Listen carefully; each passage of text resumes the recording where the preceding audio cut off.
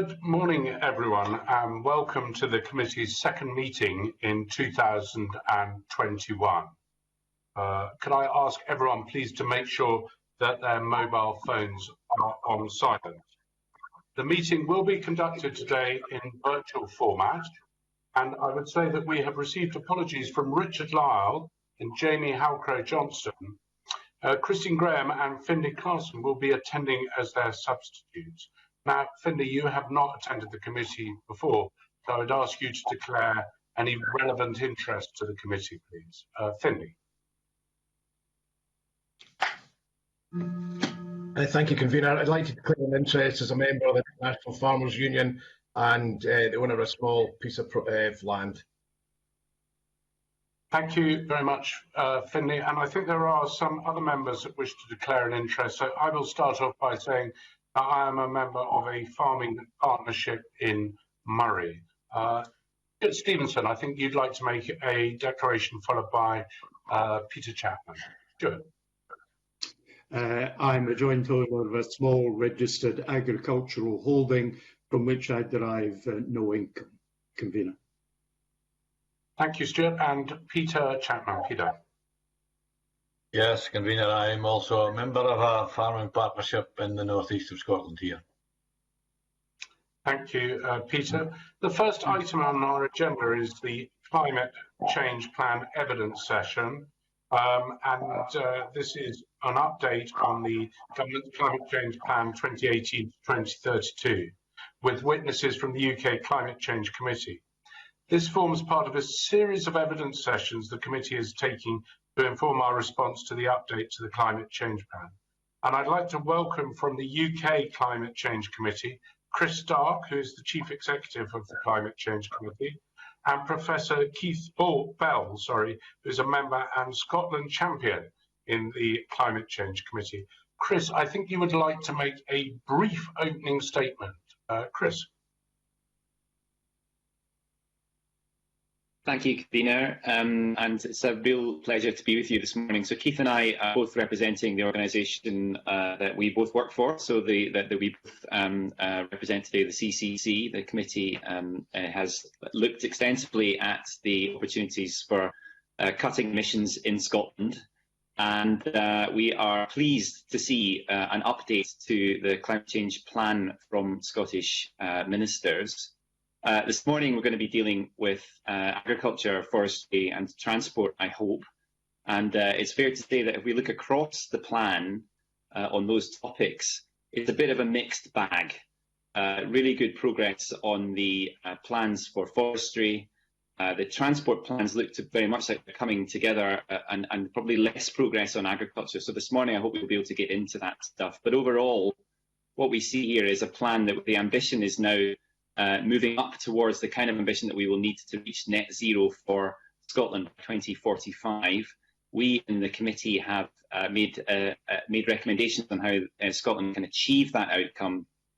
The main point I wanted to make in my opening comments is that whilst we are confident about a path to get to net zero by 2045 for Scotland that meets the interim target in 2040, the target in 2030 is a particularly difficult target. That's the target that has been set by Parliament, cut emissions by 75% from the 1990 level by 2030 in Scotland. So that is a very, very difficult target to meet.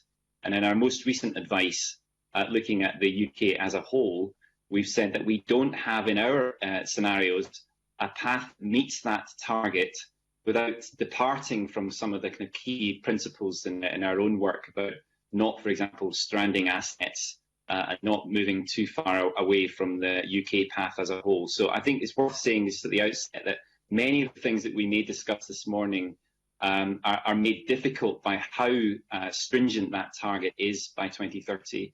And it looks to me like some of the issues that we might discuss today, some of the ambitions that you see in the Climate Change Plan update from the Scottish Government have been heavily influenced by the need to meet that target over the next 10 years. Thank you very much, Chris, and I hope those are indeed the topics that we're going to be tackling today. So the first committee member off with questions is Colin Smith. Colin, if you'd like to head off, please. Thank you very much, Convener, and good morning to our panel. Yeah, I certainly will kick off on one of those subjects that was mentioned by Chris, and that's the issue of transport emissions. We know that transport is Scotland's largest source of greenhouse gas emissions. In your report to Parliament, it highlights, and I quote, "The current trend on transport emissions is off target for meeting Scotland's interim emissions reduction targets and net zero." So can I ask, panel, why is this the case, and what action, immediate action in particular, is needed to bring this back on track?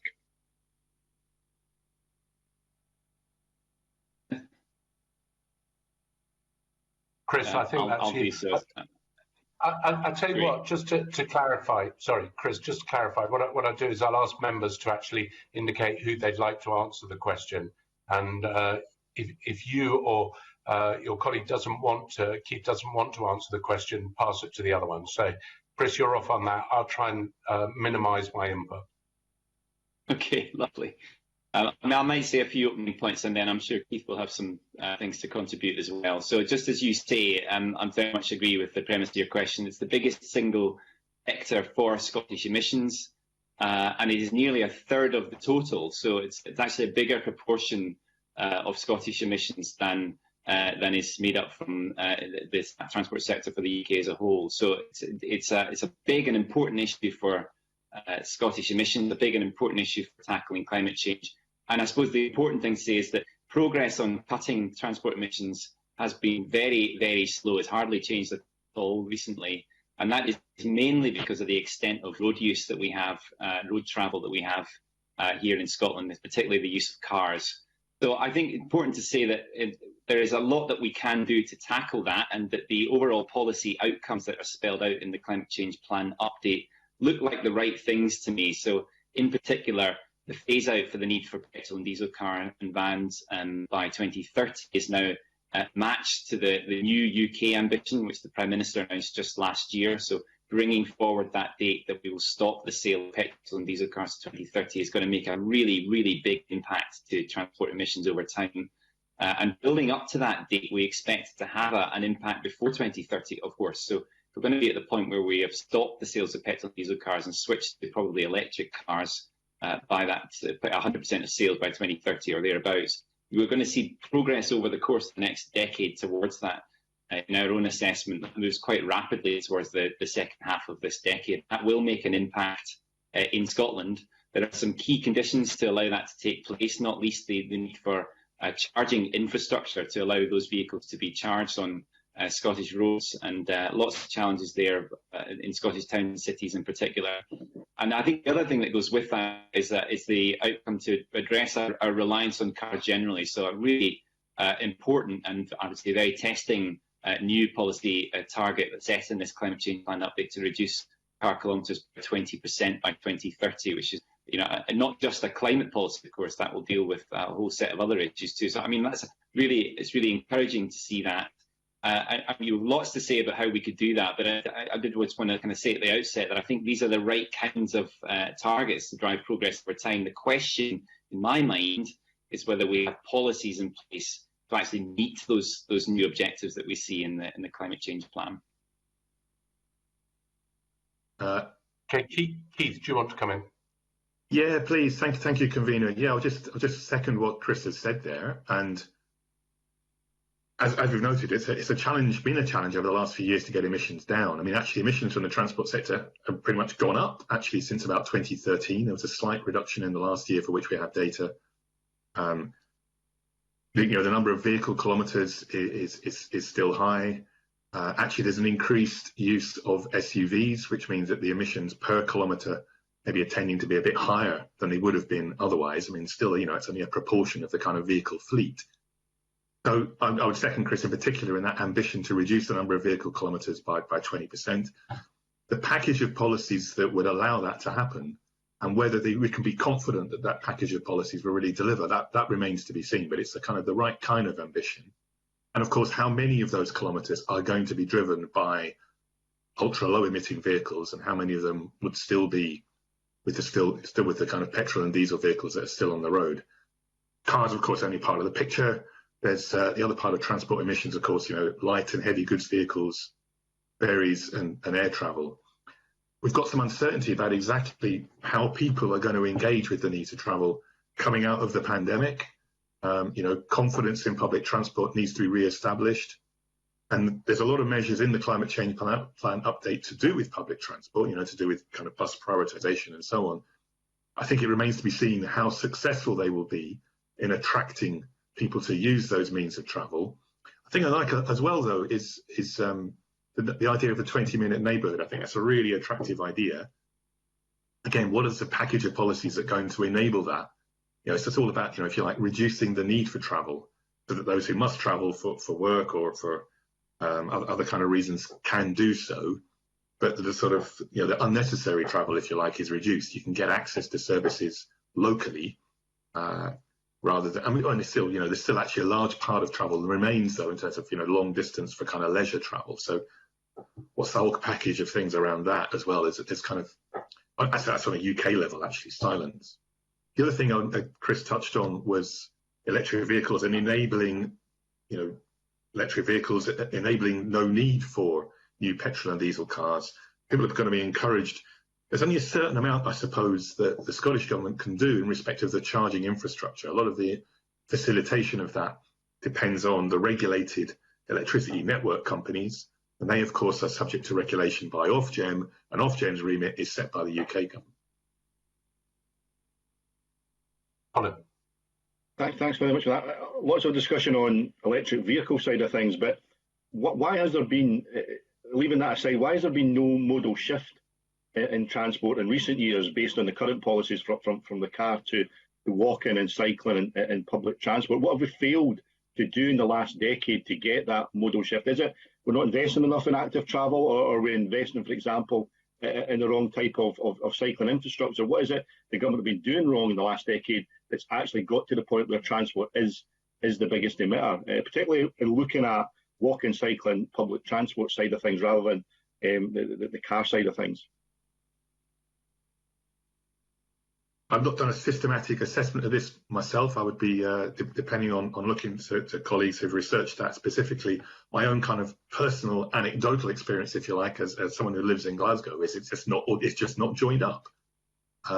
We see cycle lanes developed that go for, a few hundred yards and then fizzle out. The encouragement people to cycle and to feel safe in doing so is just not there. Of course, we have, the weather isn't always all that good all year round, but people will do it if they feel safe. So that's a really kind of important thing. Touched on public transport already. People have got to feel confident about it. Even before the pandemic, lots of criticisms of the kind of quality of service that there was around public transport. How reliable it is in particular. So I'm just not, like my own personal experience, I'm just not sure that things have added up to something in which people can have confidence. I mean, of course, the nature of travel, where people are working, what sort of neighbourhoods people are living in, I think it's a complex picture that is connected with other aspects of urban and suburban planning. The kind of rural areas is, of course, a different set of issues. But to try and deal with the kind of the biggest emitting kind of aspects of travel, we are looking at sort of urban areas, I think, and those sort of modal shifts that you've been talking about. Chris, do you want to come in briefly, and then I think we're going to have to move on to the another set of questions. Chris, do you want to come in? Yeah, so I would just add to that. I just don't think it has been a priority in the way that other transport priorities have been. So, I mean, the idea of modal shift to active travel, modal shift to public transport is something that we've talked about for a long time, notably in climate change plans. But I struggle to see that as being a really central objective to the Scottish transport strategy. Now, I think I get the sense, at least, that is shifting. And I think that's all to the good. And we have had an experience through the various lockdowns that we've had imposed over the last 12 months, which is nearly a year now, that I think will drive further progress towards active travel in the long term. I'm less sure it will drive progress towards public transport provision. So when it comes to cutting car miles and this big target of cutting them by a fifth by 2030, that is a really important target overall. But it won't happen with just kind of making the alternatives look a bit nicer. That we love private car travel in this country for all sorts of obvious and perfectly good reasons. So moving people away from using private car travel, increasing car occupancy, it's going to be a big challenge. And I suppose the opportunity before us is that there are a set of societal and technological shifts taking place, especially the move to home working, that might present an opportunity to do a bit more of that, that move towards active travel in particular. So I was pleased to see that much more embedded in the central objectives in the transport section of the plan. I love the idea of 20-minute neighbourhoods, just as Keith has said. I think that's great, and also free bus travel for under 19s. And this active freeways policy is the other thing I would highlight, although I'm of course very disappointed to see an American terms creeping into transport policy in Scotland. It's a good thing overall to see that. So I suppose at the heart of it is the idea that I think that the objective to do it was never really a primary objective for transport policy, so hopefully that's shifting. Okay, thank you very much, Chris. Colin, I think is that your questions done? I think we should move on to Maureen if you're happy with that. So we go to the Deputy Convener, Maureen Watt. Maureen. Thank you, Convener, and good morning, panel. You've already mentioned the target date for ending the sale of combustion vehicles and the rest of the UK coming in line with Scotland on that.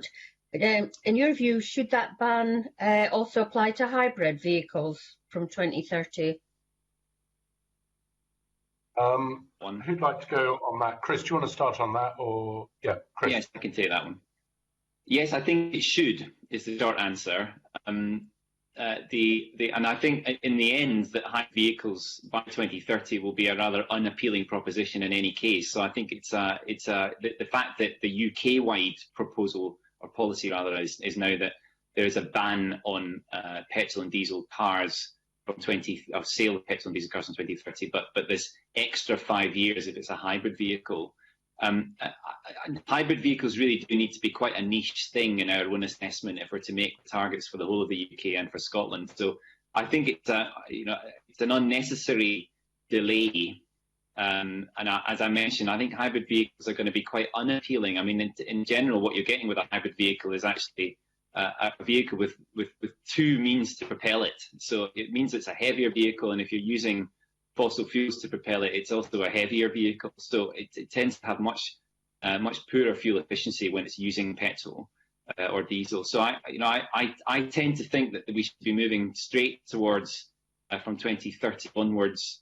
Electric vehicles, 100% electric, 100% battery electric, and that's a better outcome on all sorts of reasons. Better for air quality as well as for the climate. Maureen. But as a farmer's daughter, I mean, I find it difficult that we'll be able to persuade farmers that an electric vehicle will pull their trailer to take, for example. So I think there's a lot to still be done on that. And coupled with that, there's the rollout of electric charging vehicle infrastructure. Now, I understand that Scotland is quite far ahead on that, but clearly the public are not yet convinced of that. And, we're not, for example, seeing large numbers of electrical charging vehicles at points, if any, at current petrol stations, for example. So, what can we learn from other countries that have got a far higher uptake of electrical vehicles? For example, in Norway. I wonder if one of you can answer that question. I'm not sure who wants to take it. Let's try Keith to start with. See, Keith, do you want to go with that? Yeah, so, I mean, there's a couple of things you've brought up there I think are really important, Deputy Convener. So different vehicles have different characteristics, of course, they're used for different things. So there are still some challenges in respect of heavier loads. So, what kind of are the right technologies there? We do need to develop and get a better understanding of. So that includes, various sort of off-road vehicles. I guess tractors may be included in that. Actually, electric vehicles have an extremely good torque. So, they're not without their advantages.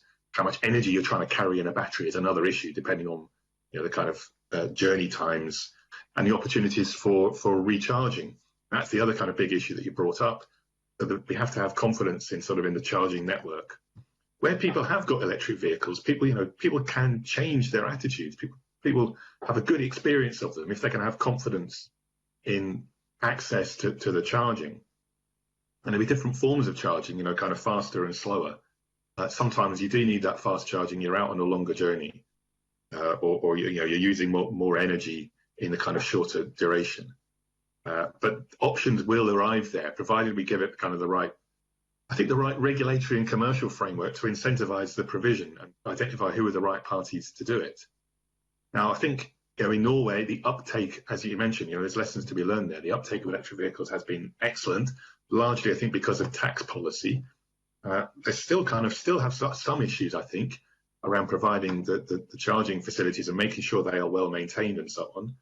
But it's still a kind of relatively new sector. So, I'd be confident that lessons will be learned, it will get better, and that in turn enhances confidence across the rest of the population.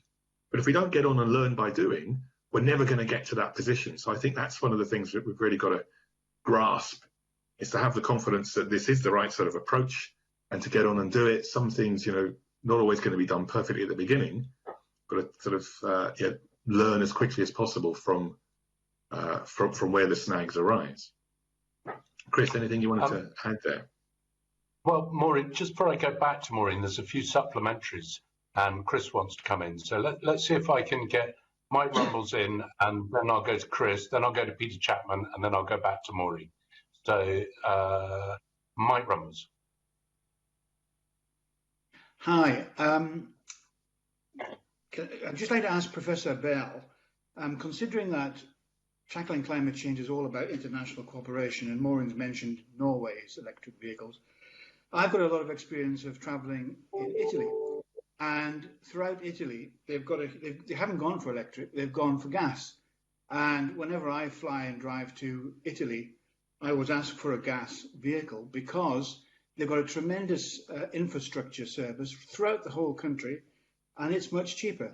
So, I've always wanted to know why countries like Italy have gone down the gas route when it appeals to drivers because it's cheap, there's a huge infrastructure, and yet we've gone for electric where the infrastructure, despite marvellous attempts, is still not there, and we've got problems about range of vehicles. Keith, and then go to you, Chris, and maybe you can add something. So Keith first.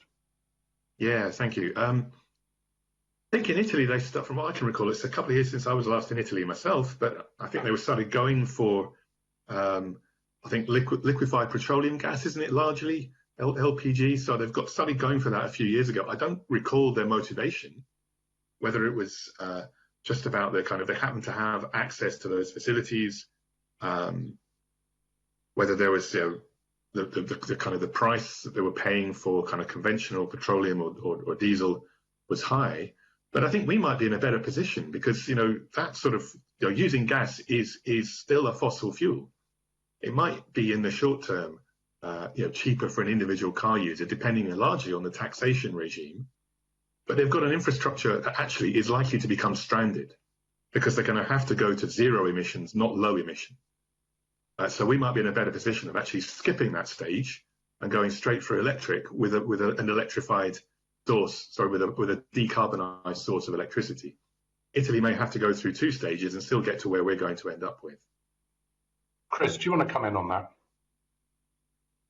Yes, just a few points on it, really.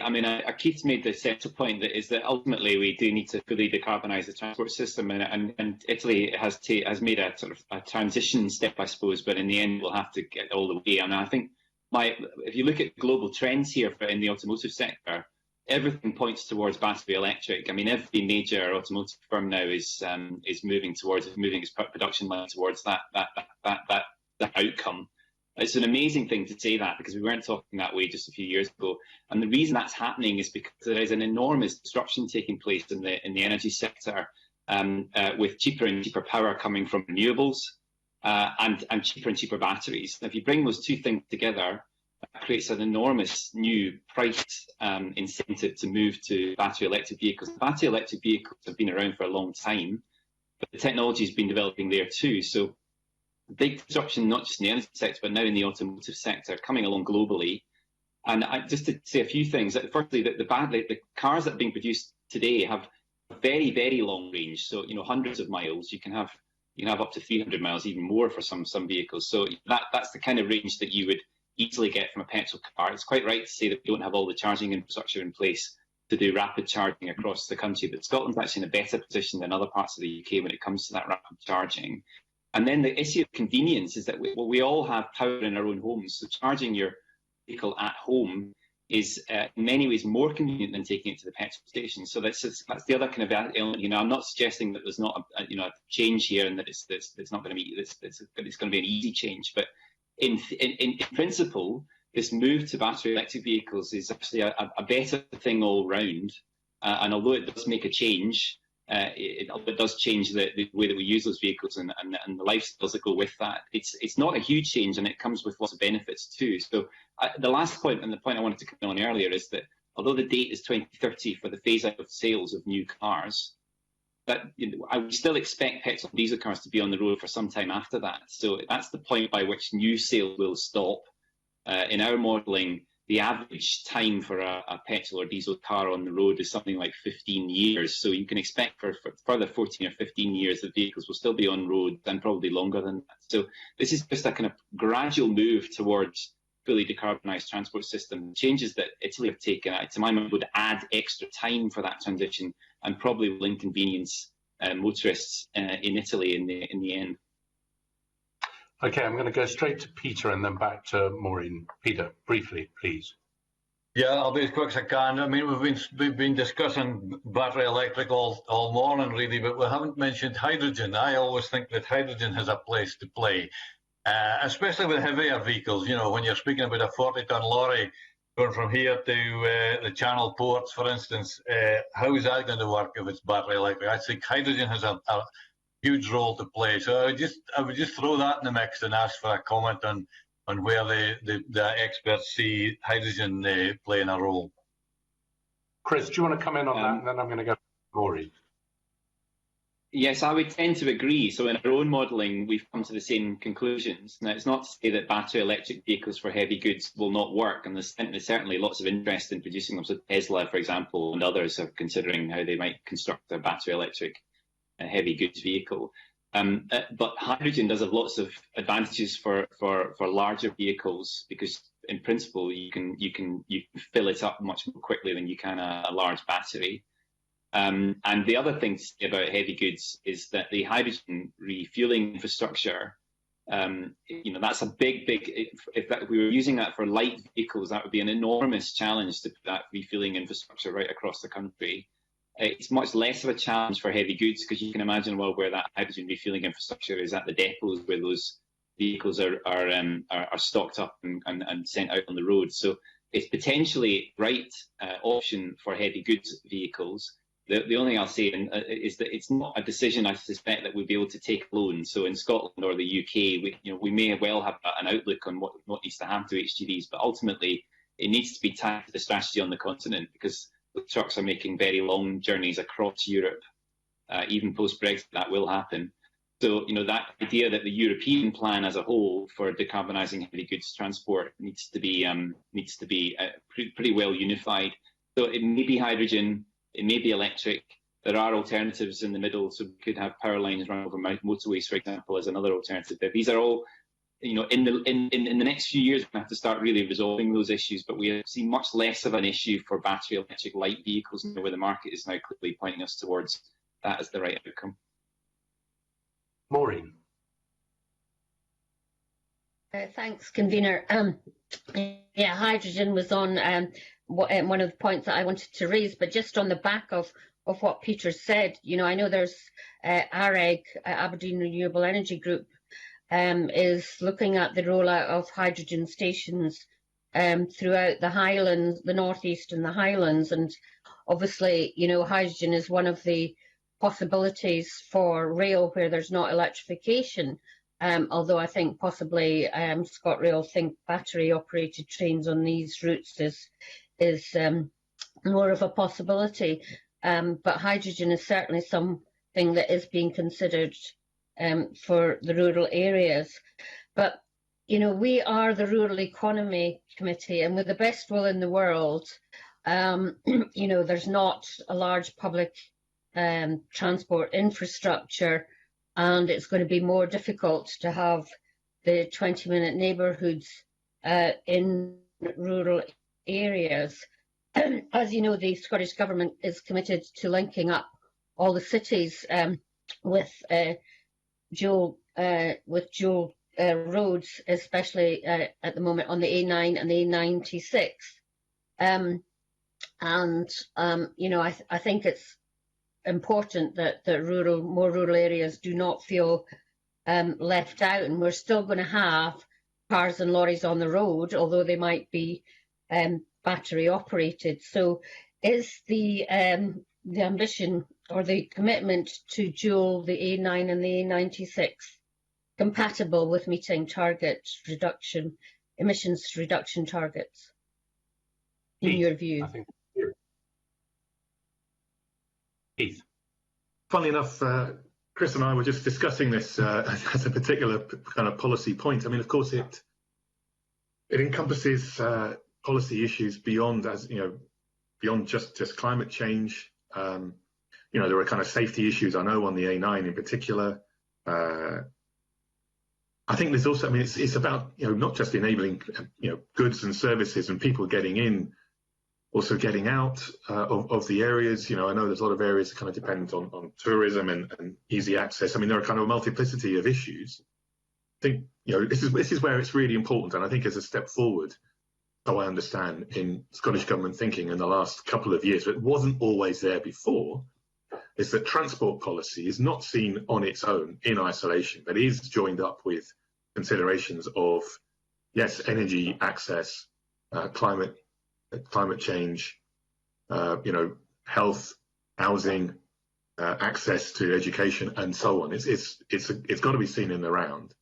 So there may well be very strong arguments for particular road developments, but road development kind of as a whole has to be understood that in general, the historic experience across different types of location has been that new roads generate more traffic. So the road development has to be well targeted. The specific schemes like the ones that you mentioned may well be fully justified for the kind of you know, totality of reasons.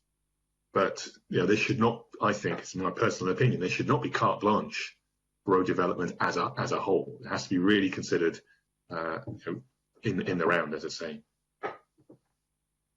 Maureen, briefly, do you want to come back in, or if not, I'll move to Stuart Stevenson. Maureen. Yeah, I mean, I think one of the parties is talking about 3 lanes on the road between Glasgow and Edinburgh. Surely that is not in the spirit of meeting climate change targets when there is electrified frequent rail connectivity.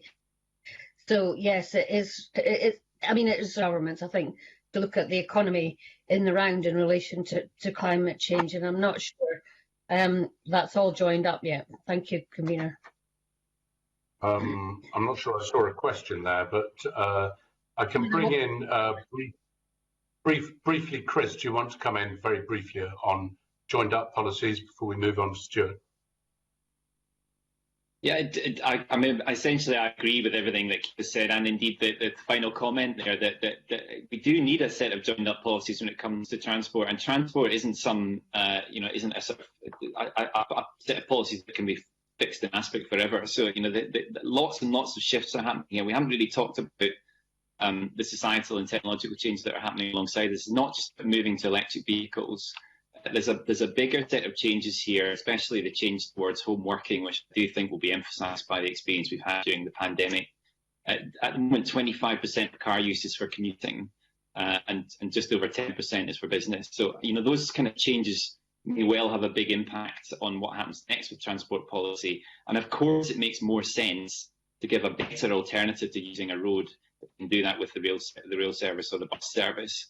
But, you know, that kind of idea of a much more integrated approach to this, I think one of the good things that we see in this report, I do want to just put that on the record, is that we are, I think, now firmly moving away from the idea that economic growth is tied to an increase in traffic. That's a really good thing, and I think we're now looking at much more complex, interesting multiplicity of approaches to improving transport provision across Scotland, in line with the climate targets that we have. Almost a perfect lead in to Stuart Stevenson. Stuart. Thank you very much, Convener. And I have some further declarations I just realised I need to make. I'm Honorary President, Scottish Association for Public Transport, Honorary Vice President for Rail Future UK, and I have a very small shareholding in Scottish and Southern Energy. Just an observation, I this week saw my first advert for an electric tractor, albeit it was a small tractor designed for use on crofts, perhaps, rather than large farms, but there may be things coming. But anyway, to the matters which Chris made some preliminary remarks about the beneficial impact to this agenda, if not to any other agenda, of the change in working patterns that's come with coronavirus. And I suppose the real question is, how do we actually lock that in?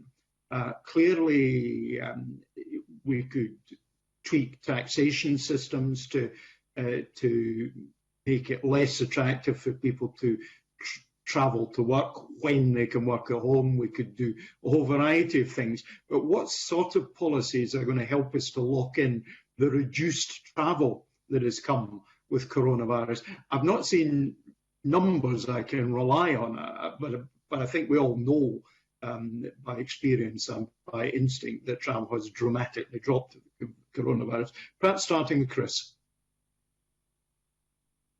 Well, this is the question of the age for me, really. And we've had this experience over the last 12 months that is so unexpected and so unprecedented, and it will have implications in the long term for behaviour. But it's a fool who would say he can predict that so confidently. So, I mean, my own view, straying into foolish territory, is that we have had a change in working practices that will last.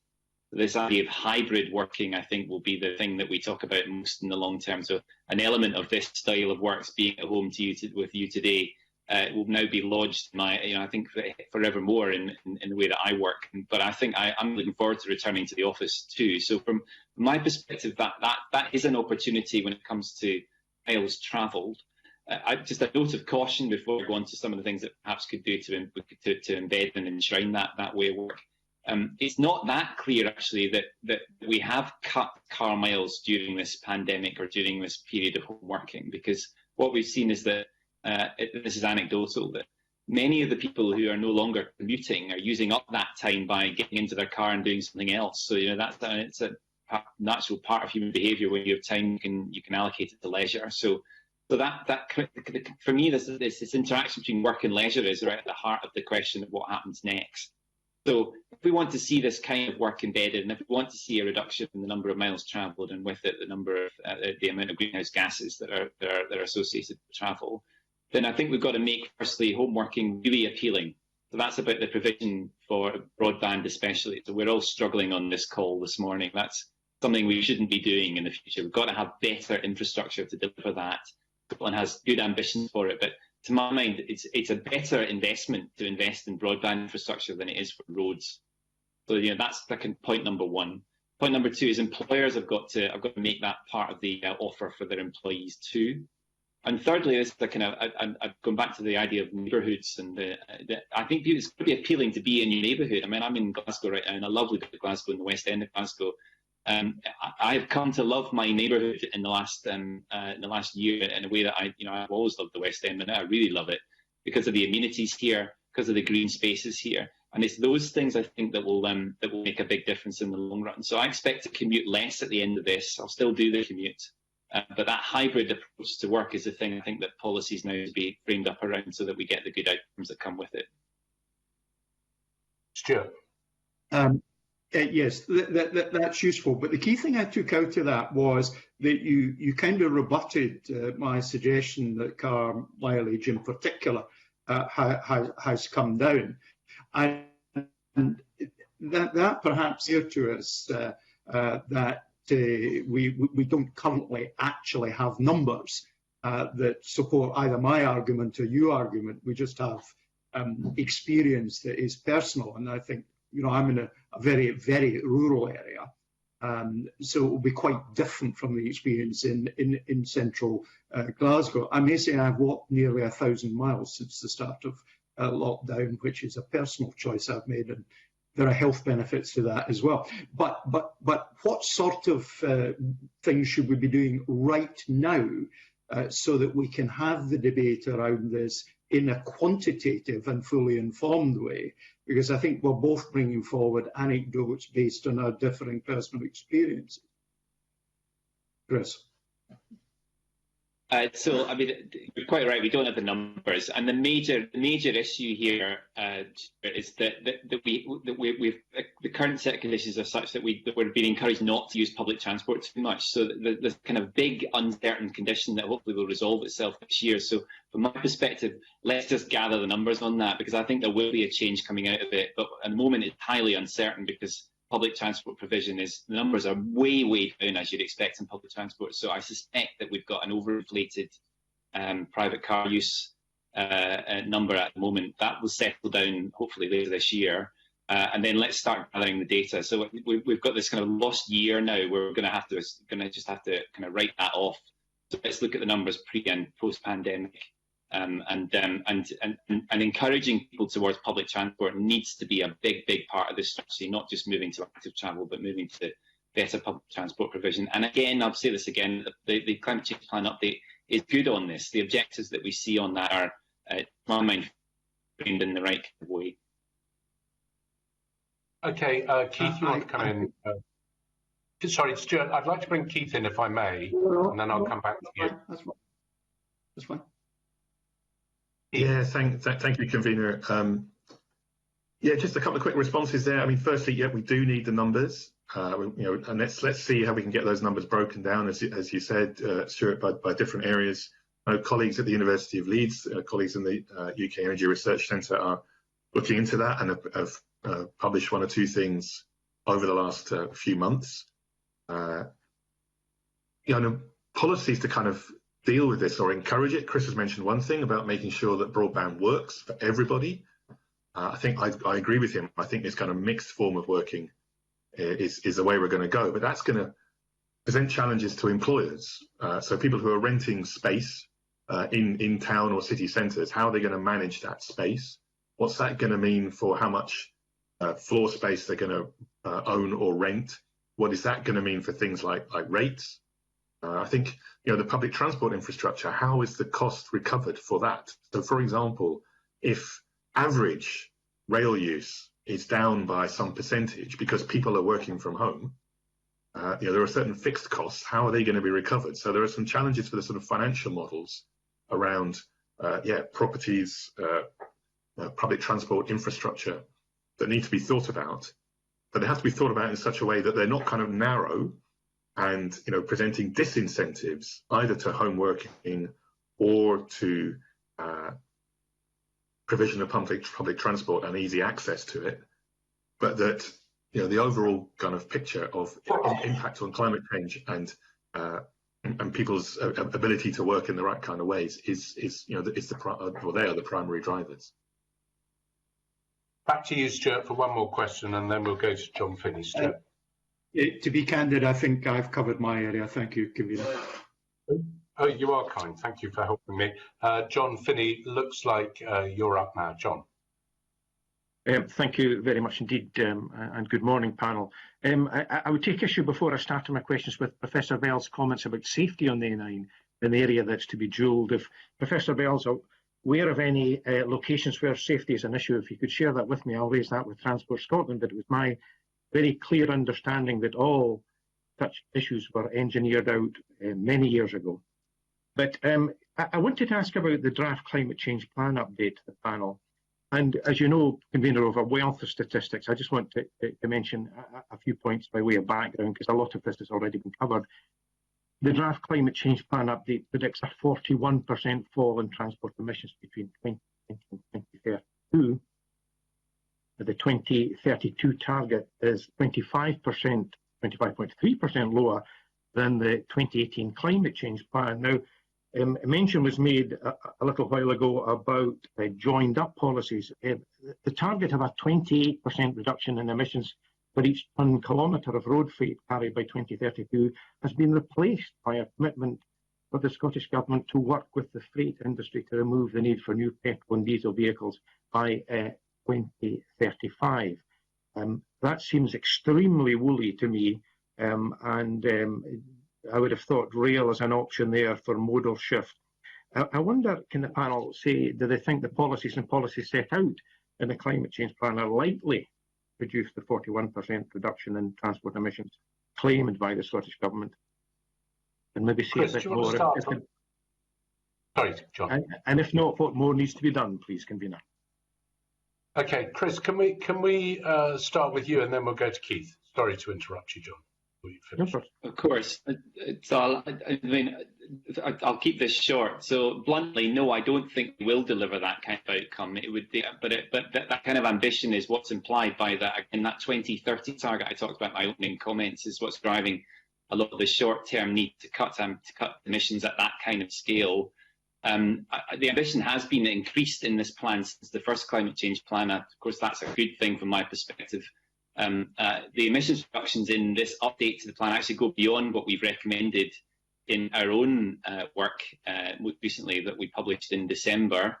That probably reflects in particular that ambition to cut car miles that we've talked about. But achieving a cut in transport emissions that is in line with what's in this plan would be unprecedented in Scotland. We have not seen that kind of cut in emissions over time, just as Keith said at the start of this session.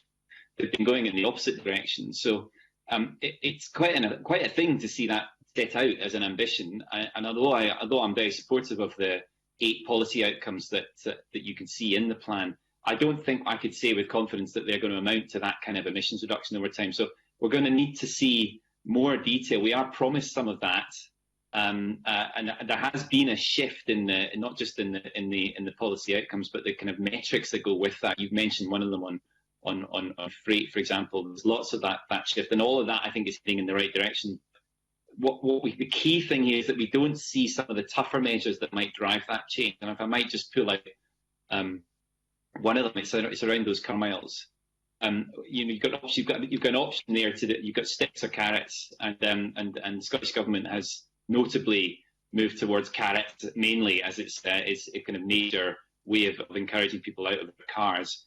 But all of the evidence suggests that you need to have some sticks in there, and it's not enough just to say that the UK government are going to look at fuel duty. It's not enough to say the next issue of parking levies in workplaces. I think there needs to be more there if that is the ambition. So right across the piece, there's a need for tough policy when it comes to transport if this is the ambition that the British government wants to deliver. Keith, do you want to comment on that?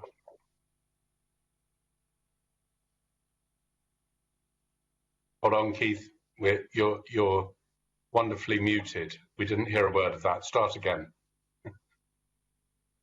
It was something to say. Not much to add to what Chris has said, but I mean, in some of these areas of policy, and especially in transport, it's kind of particularly ironic that you wouldn't start from here, ideally, but we are where we are. So the gathering of quantified evidence on the effectiveness of different policy interventions, both carrots and sticks, is what we need to be able to be confident of what is actually going to deliver on that target. I mean, the target is fantastic, as we've said. I think from a climate change perspective. But yeah, the effectiveness of policy to deliver on it. Yeah, okay. We hope that the policies will be proposed in the near future. We've got to look to, evidence from other places, because the experiments and the kind of trials haven't really been going on to that extent here to give confidence that those will be effective. Okay, back to you, John. Yep, thank you very much indeed for that. We understand progress towards meeting the policy outcomes will be measured using 9 indicators. However, there's no interim annual figures marking progress towards the 8 policy outcomes as set out in the CCPU. Progress is simply defined as year-to-year change or progress towards target. When we're dealing with very, very specific measurable figures here. I wonder if the panel think that that's an acceptable approach to be adopted in relation to this issue. Let's go to Chris and Chris and Keith. And I've been saying quietly to my committee members in the chat room, it's short answers with short questions are really helpful, because just to say, I've got a note of 26 questions that we're trying to get through. We're on number 6 and we're almost halfway through our time. So I will get slaughtered by the end of this if the committee members don't all get a chance to ask their questions. So if you can help me, I'd appreciate it. Yeah, Chris. I'll do that. Listen, the metrics, better metrics are always a good thing. I'll confess I haven't made a full assessment of the metrics, so it's probably better that I don't pretend to have done so. But just to say that I am pleased with the way that the policy outcomes have moved. So the focus of the outcomes has shifted, I think, in the right way. So metrics now need to be attached to those policy outcomes that are meaningful and not just greenhouse gas emission reductions. So, that in the end is what will drive progress and what will drive meaningful policy. Keith, briefly. In the interest of time, nothing to add. Oh, I love it when everyone's Let's move on. John, on that basis, if you've got a brief follow-up, and then I'll go to Emma. Thank you, Convener. This is a matter that's already been touched on, that the CCPU commits the Scottish Government to a 20% reduction in the distance travelled by car by 2030.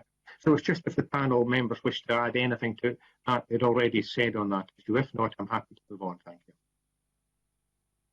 Just looking, Chris, is there anything you want to add, or Keith? Chris first. I could say something. This is something we've looked at in the committee. So the 20% reduction in car miles by 2030 is for me the biggest new element of the transport plan. We've said in our own work that reducing car demand like that does offer very significant potential to cut emissions. But it's interesting that even in our own very ambitious assessment, we don't get to that 20% figure. We've listed 4 factors that are important. So we've talked about all of these, but I'll list them again just briefly. Societal and technological change is one, especially home working. Second is increasing car occupancy, something we haven't talked about. So shared car use. That's currently only about 3% of journeys. Modal shift to active travel, walking, cycling, of course, and modal shift to public transport. So we have ambitious policies to try and push those things, and their combined effect in our analysis is to reduce demand for car travel per car kilometres by 7 to 16% by 2030. So the key thing for me is the point I made earlier, that will not happen unless there's a combination of the carrots and sticks. And the kind of policies that are being proposed in this document are mainly carrots. So the 17 proposed policies that we see in this plan to reduce car miles are almost all carrots, with the exception of that workplace car parking levy and fuel duty considerations from the Chancellor in London. So that needs to, the balance, that doesn't seem right to me.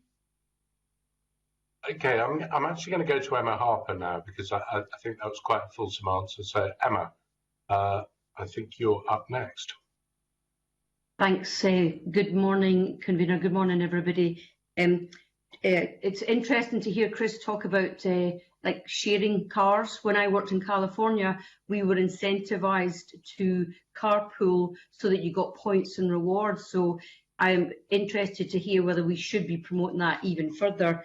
And then my other question is quickly about decarbonising freight. We've heard a little bit about batteries and electric and hydrogen, and I know there are companies out there that make electric freight vehicles. So is the climate change plan sufficiently ambitious in freight and transport, and should we be getting freight off the roads and onto rail? Keith, do you want to go on that? So yes, I think we do need to, obviously we need to decarbonise freight. Getting onto rail, where rail is decarbonised, even before it is, it promises to be more efficient. You've always got the challenge of the last mile, the start and at the finish. That needs to be well coordinated in principle. We've got the sort of IT tools that should allow that to be managed. So there should be relatively few obstacles, provided we've got the rail capacity on the key routes to be able to do it. So I totally agree that that's the sort of direction we should be moving in. We already touched on heavy goods vehicles and the need for access to a hydrogen infrastructure to support that, which looks like the most likely way of being able to facilitate low carbon heavy goods vehicles, provided, of course, you need to get the hydrogen from low carbon sources as well. So that links into a whole bunch of other questions. So yeah, it's got to be addressed. Pretty light on that, I think, in the climate change plan update, to be honest. So we'll be looking for further proposals and moves in that direction in the near future. Chris, do you want to answer on the car share bit that Emma raised as well? Yeah, I don't think that the car sharing policies really do get enough attention. And as you say, other countries in the world are really focused on that for reasons of congestion on roads, actually, rather than addressing emissions and climate change. But it's a very small proportion, remarkably small proportion of journeys. I haven't got numbers for Scotland, but I would imagine it's even less than the UK average.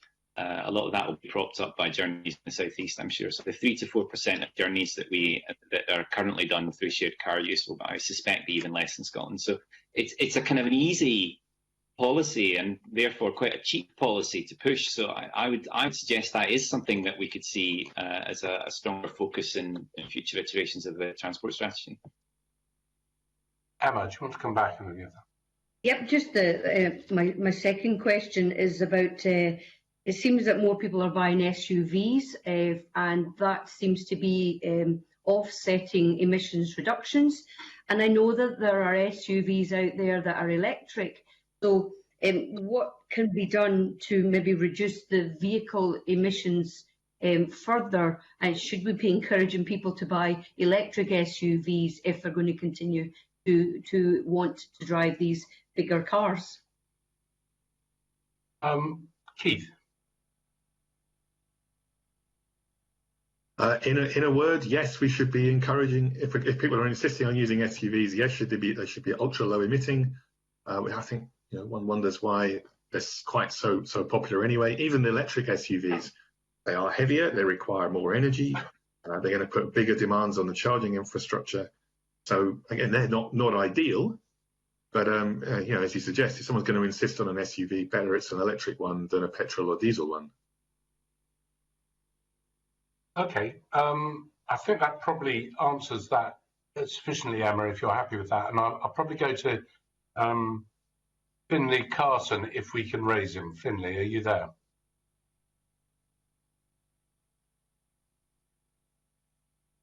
I hope you can. And this is not some sort of stunt to show how bad broadband is. My question's on the CPU, the updated plan highlights the importance of improved digital connectivity, particularly in relation to the 20% reduction in distance travelled by cars or the need for travel by air.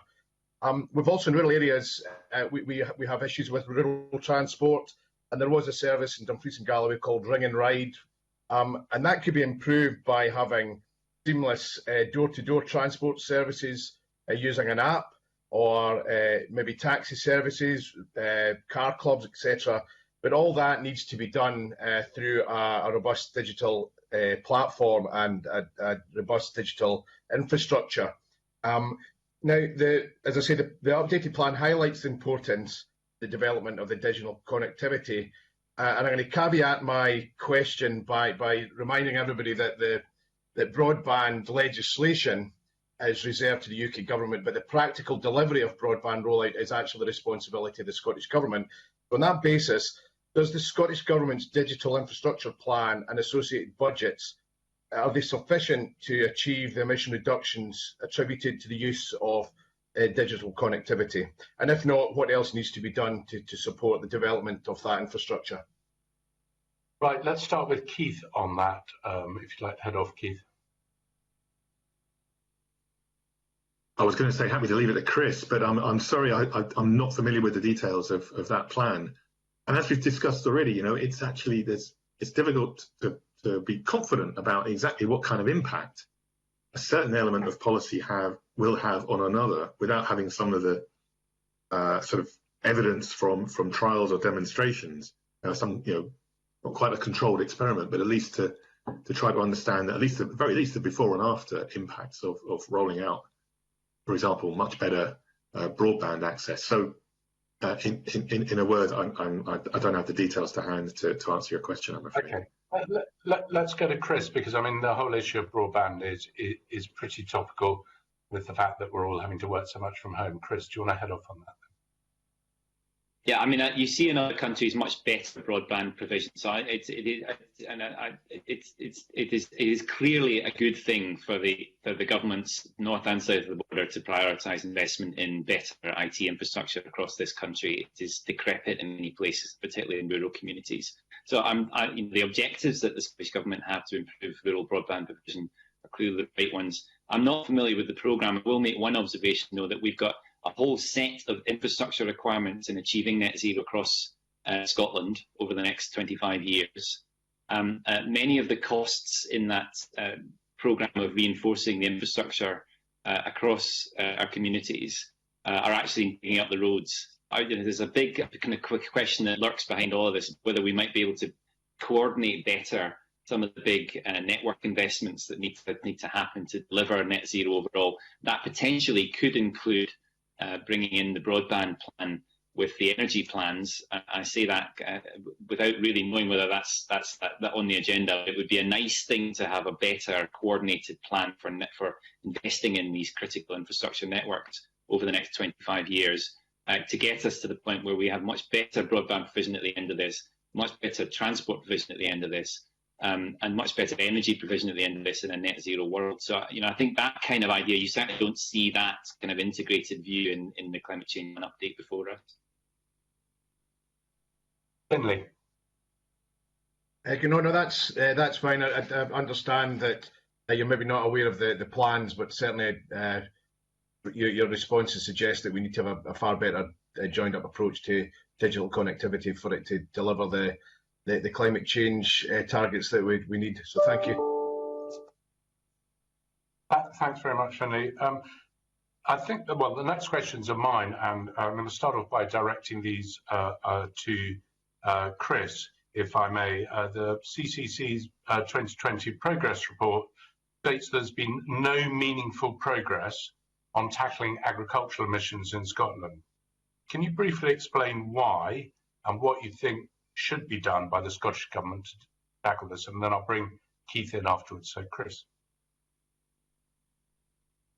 So this is one of the critical issues, I think, for the transition ahead of Scotland. Emissions from Scottish agriculture have remained largely unchanged. They have fallen slightly over the last decade, but it's hardly anything to write home about. So it's been a stubborn sector when it comes to emissions. And the reason for that is that most of those emissions come from livestock. So we have not seen a policy of really tackling the emissions from livestock or emissions from the farm, also the waste products that are on the farm. So that has been a long-running theme of the discussion on agriculture and climate change in Scotland. I would say it's not just in Scotland. Across the UK, we see a similar issue, but there are now efforts south of the border to try and tackle that. And what we see in this plan is an increase in the ambition to cut emissions. So the updated plan more than doubles the previously promised emissions reductions to 2032. So the last plan had a cut of 9%. We're now talking about a cut of nearly a quarter, 24%. That's actually in line with the CCC's assessment. So we have recommended that fall of a quarter as well. But there is no real detail here on how that will be delivered. There's 6 policy outcomes. They are mainly proposals. There are a few policies in there, but that I would say stretches the meaning of policy. We are promised lots of things, and it's worth saying that is a good thing. We are promised new rural policy, for example, but not till next year. There's lots of commitments here, lots of things promised, but little by way of detail on how that will be delivered. So we've got an interesting statement about what's coming next with rural policy, that we will see something soon on how best to incentivise and reward high-value nature farming, including peatland restoration and agroforestry. That's promised and will be included in a policy in the future. Also, that policy will consider sustainable food production, emissions reduction, production of biofuel crops, and appropriate land use change. Well, those are big issues, really big issues. But the tools for delivering that big change in land use that we think is necessary for Scotland to get to net zero, also the tool to deliver what we call a just transition, the change in employment that goes with that, the multiple benefits that come from that. None of that is clear. And I think 2022 is quite a long time to wait for it, actually. Storing carbon in the natural world, which is, after all, the kind of central idea here that we need to try and embed, takes time. So every month that we delay with a policy to try and incentivise that and encourage that change is a month we will not get back again. So, tick-tock really on that stuff. So although I think there is some progress on policy development, I'm afraid I'm still very critical of the progress that's been made. It's far too slow if we're going to have an agricultural sector that is properly wedded up to the goal of net zero by 2045. Okay, Keith, do you want to come in briefly, and then I'm going to bring a supplementary in from Maureen Watt, and then I have a further question. So Keith first. Yeah, thank you. I mean, just ready to second what Chris has said. I mean, there's good things to have, the kind of providing support to knowledge sharing, to upping of skills. There's reflections on the effectiveness, or promise to reflect on the effectiveness of various capital grant schemes. Let's talk about carbon audits. I mean, we need to get better data to really, as we talked about in many other days in this meeting, get a better understanding of how effective different measures are. But yeah, I mean, this is an area that needs to move much more quickly, and of course it has such a big impact on the whole rural economy. So what are the ways in which the rural economy is going to be shaped in the future, beyond just agriculture, but of course agriculture is a key part of it. There's other things like diet and the kind of provenance of food products, consumer preferences, all those sorts of things are kind of big issues that play into this space as well. Okay, Maureen, would you like to come in with a question there?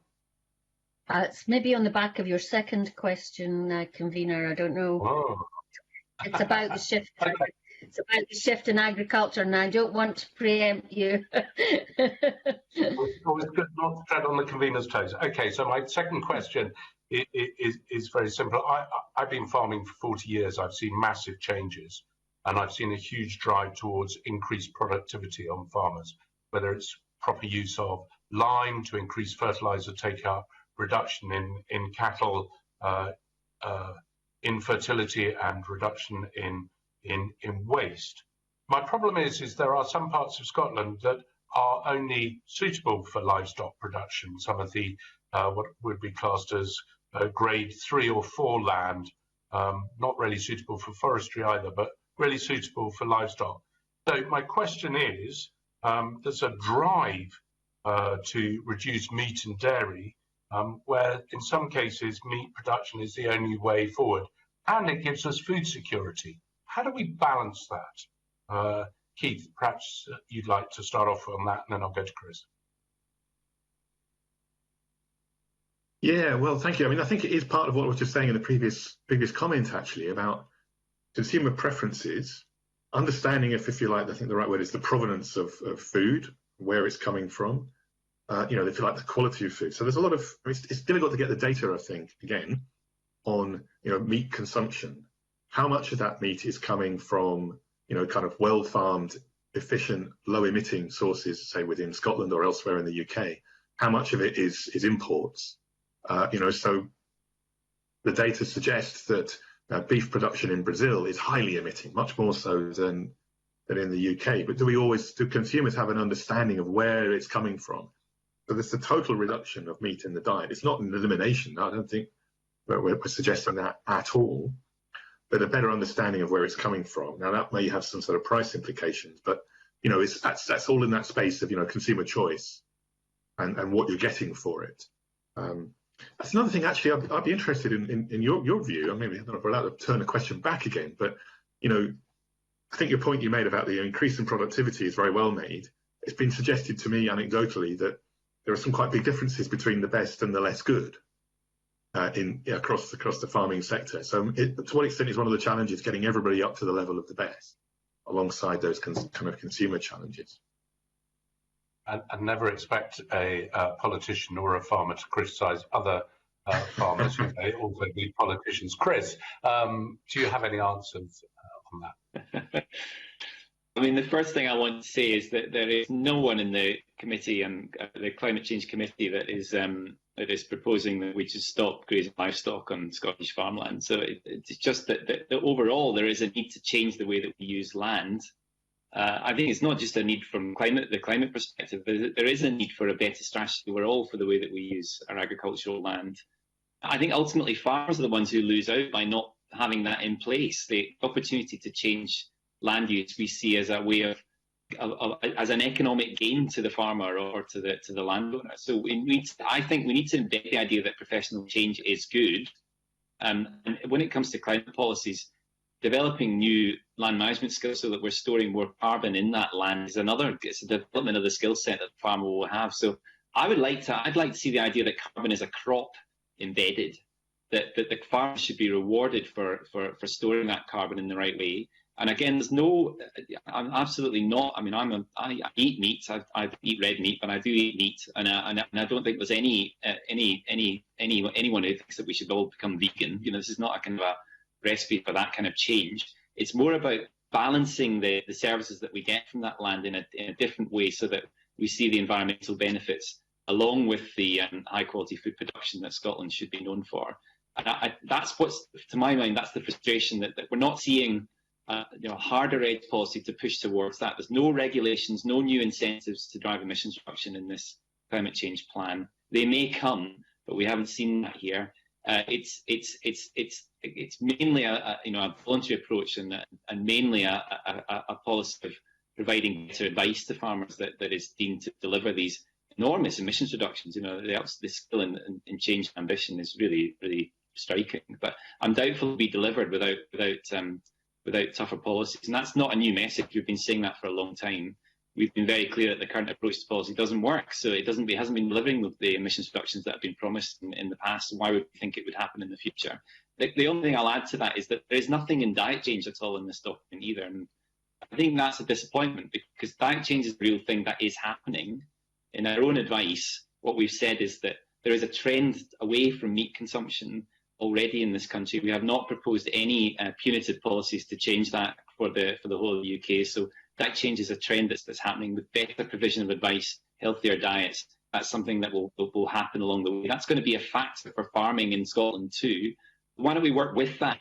Try and understand how we work alongside that to preserve the high quality production of meat in Scotland, alongside growing trees, restoring peatland, improving the environmental services that are offered from the land itself. Now, I think the farmers should be rewarded for all of that. So for me, the striking thing is the absence of a policy to deliver that more holistic outcome at the end of it. And again, that's the kind of thing that DEFRA have been thinking about down in Westminster. Okay, and I'm going to go to Maureen. I just a bit of a throwaway line. I think that if farmers were rewarded for what they're producing properly, then it would be a win not only for the climate but also for farmers, for new policies. But Maureen, and then I'm going to go to Emma Harper. Yeah, I mean, this is a really interesting conversation, and key to changes in agriculture. I mean, what you're basically saying is, if I read it correctly, is from consumers themselves changing their dietary habits. But if we're still going to have people eating meat products, then it should come from Scotland rather than be imported from the Americas, if you like. And clearly trade policy is going in the opposite direction to that. And I mean, cattle grazing, as far as I understand it, is helping with emissions, because grass stores carbon, and then the cattle graze it in order to have it store more. And apart from different methods of ploughing, I haven't really heard any other ways in which farmers are encouraged to change their practices. So I don't know if you've had any other ideas apart from the ploughing. Well, what I might do is I might roll in your question, if I may, Maureen, with Emma's got a supplementary. Maybe add that and then go to Chris and then Keith, and see if you can roll up your answers to both as one. Emma, would you like to come in with yours? Yes, thanks, convener. It's just a quick supplementary because I'm aware of biological products like yeast-based products that reduce emissions in sheep and beef cattle, but they improve efficiency, for instance. And also there's products that can digest slurry that can reduce emissions on slurry. So should we be incentivising, educating, rewarding farmers for taking up these various products? So, Chris, do you want to head off on that, and then I'll go to Keith? Chris. So lots of things to say on that. So Sarpa's points are well made. I think there are changes that can be made on the farm to reduce the emissions from cattle and from sheep, and that includes the the additives that might be added to feed. Also, the changes on the farm, including the way that the soil is managed, will help too. But ultimately, we do have a problem with the emissions from the animals themselves. So we've got to tackle that one way or the other. It's either we accept that those emissions are going to be there in perpetuity and work harder somewhere else in the economy to get to net zero, or we accept, which has been the basis of our advice, that we do have to reduce those emissions, and we probably have to reduce the number of cattle slightly to achieve that. So I think that's tied ultimately to the diet change issue. And the final point I'll make just on this, because I'm trying to be brief, is it's absolutely right that if we're going to consume meat, and I'm perfectly pleased to see that happen, then it should be meat produced here in Scotland and in the UK, because it has the lowest greenhouse gas emissions associated with it. Nonetheless, there's a large source of emissions there that has to be tackled, and we're talking about reducing it, not ending it, not getting rid of it altogether. So I think that's the thing, is that every sector's got to contribute to the challenge of getting to net zero, and for the agriculture sector, they have not been contributing to that reduction of emissions to date. This plan commits to reducing emissions by a quarter over the next decade or so. So the policies to deliver that are going to be really tough. They're going to be the Scottish ministers are going to have to work really hard to deliver that outcome, because it has not been historically what has happened in the sector. And to imagine that it can happen without considering the livestock themselves, what we do about those emissions is magical thinking. Okay, and Keith, over to you. Yeah, I think just to sort of reiterate this point that people have an impact on the land. We depend on the land for so many things. So the key is about management of the land. We're not talking about a sort of a modern society where land can be left unmanaged. So who is responsible for doing that? And farmers play a big role in that, not on their own. So what is it as a whole that we want from the land? And this is what we've touched on, quite a few times. Sort of the land helps to lock up carbon. It supports biodiversity, which supports so many other things, and it of course provides food. So the people who are responsible for managing the land and providing this range of ecosystem services, if they're going to provide those services, need to be incentivised or rewarded for doing so. So it's a package of measures, not agriculture alone, that needs to be thought through, developed and delivered. And in terms of the impacts of different measures that there might be, we need to be relying on kind of credible, independent scientific evidence to inform it. It will come up with some uncertainty. Science is a very uncertain thing. We kind of heard this a lot in the last year. So there has to be kind of reasonable judgment about the sources of information and how well the science is being conducted in turn to inform that package of measures. Okay, Finlay, did you want to come in briefly there?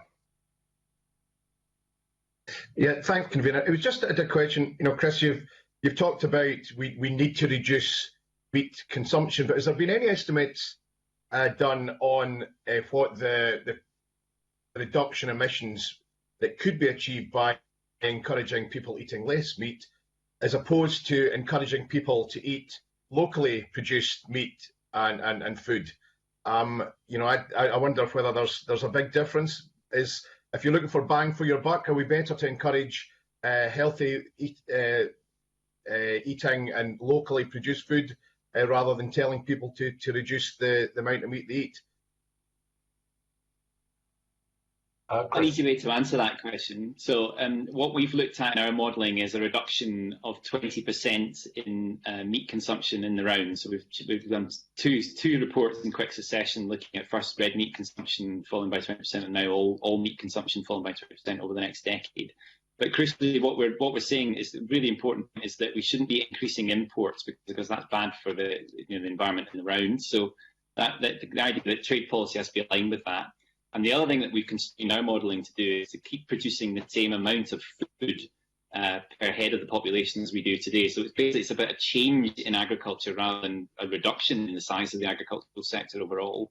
And we're also squeezing in new services from the land, the kind of environmental benefits that come from sequestering more carbon in the soils, growing more trees, also the natural protection that we get from flooding when some of those things are done too. So we're squeezing in a whole load of new objectives into the land. Diet is one of the critical components of that strategy overall, which is why it's disappointing not to see more on that in this strategy overall. There's a set of services that we think the land can deliver. I suppose what I'm saying is that we think we can do more with land in our assessment. We've been pretty conservative about those things. Ultimately, it's the farmer who will benefit if we can reward the farmer for delivering more than just meat, food and meat production. So what I think we're missing here is this idea that farmers should be rewarded for a broader range of services. That's very much seems to be the way that the UK policy, or rather DEFRA policy, is heading. And there's an element of King Canute, I fear, in the way that the Scottish ministers have approached this so far, that we were still very focused on kind of traditional food production, when in fact I think farmers would benefit from broadening the options for their commercial opportunities on using the land in different ways. So at the heart of that is diet, but it's not a prescription for just diet change. It's a whole set of changes that go with changing land use in the round. Okay, I'm going to actually move on now to Peter Chapman with your question. Peter. Thank you, Convener. I mean, we've just heard that both our experts agree that the ambition and the policies for agriculture from the Scottish Government to meet our targets are woefully inadequate.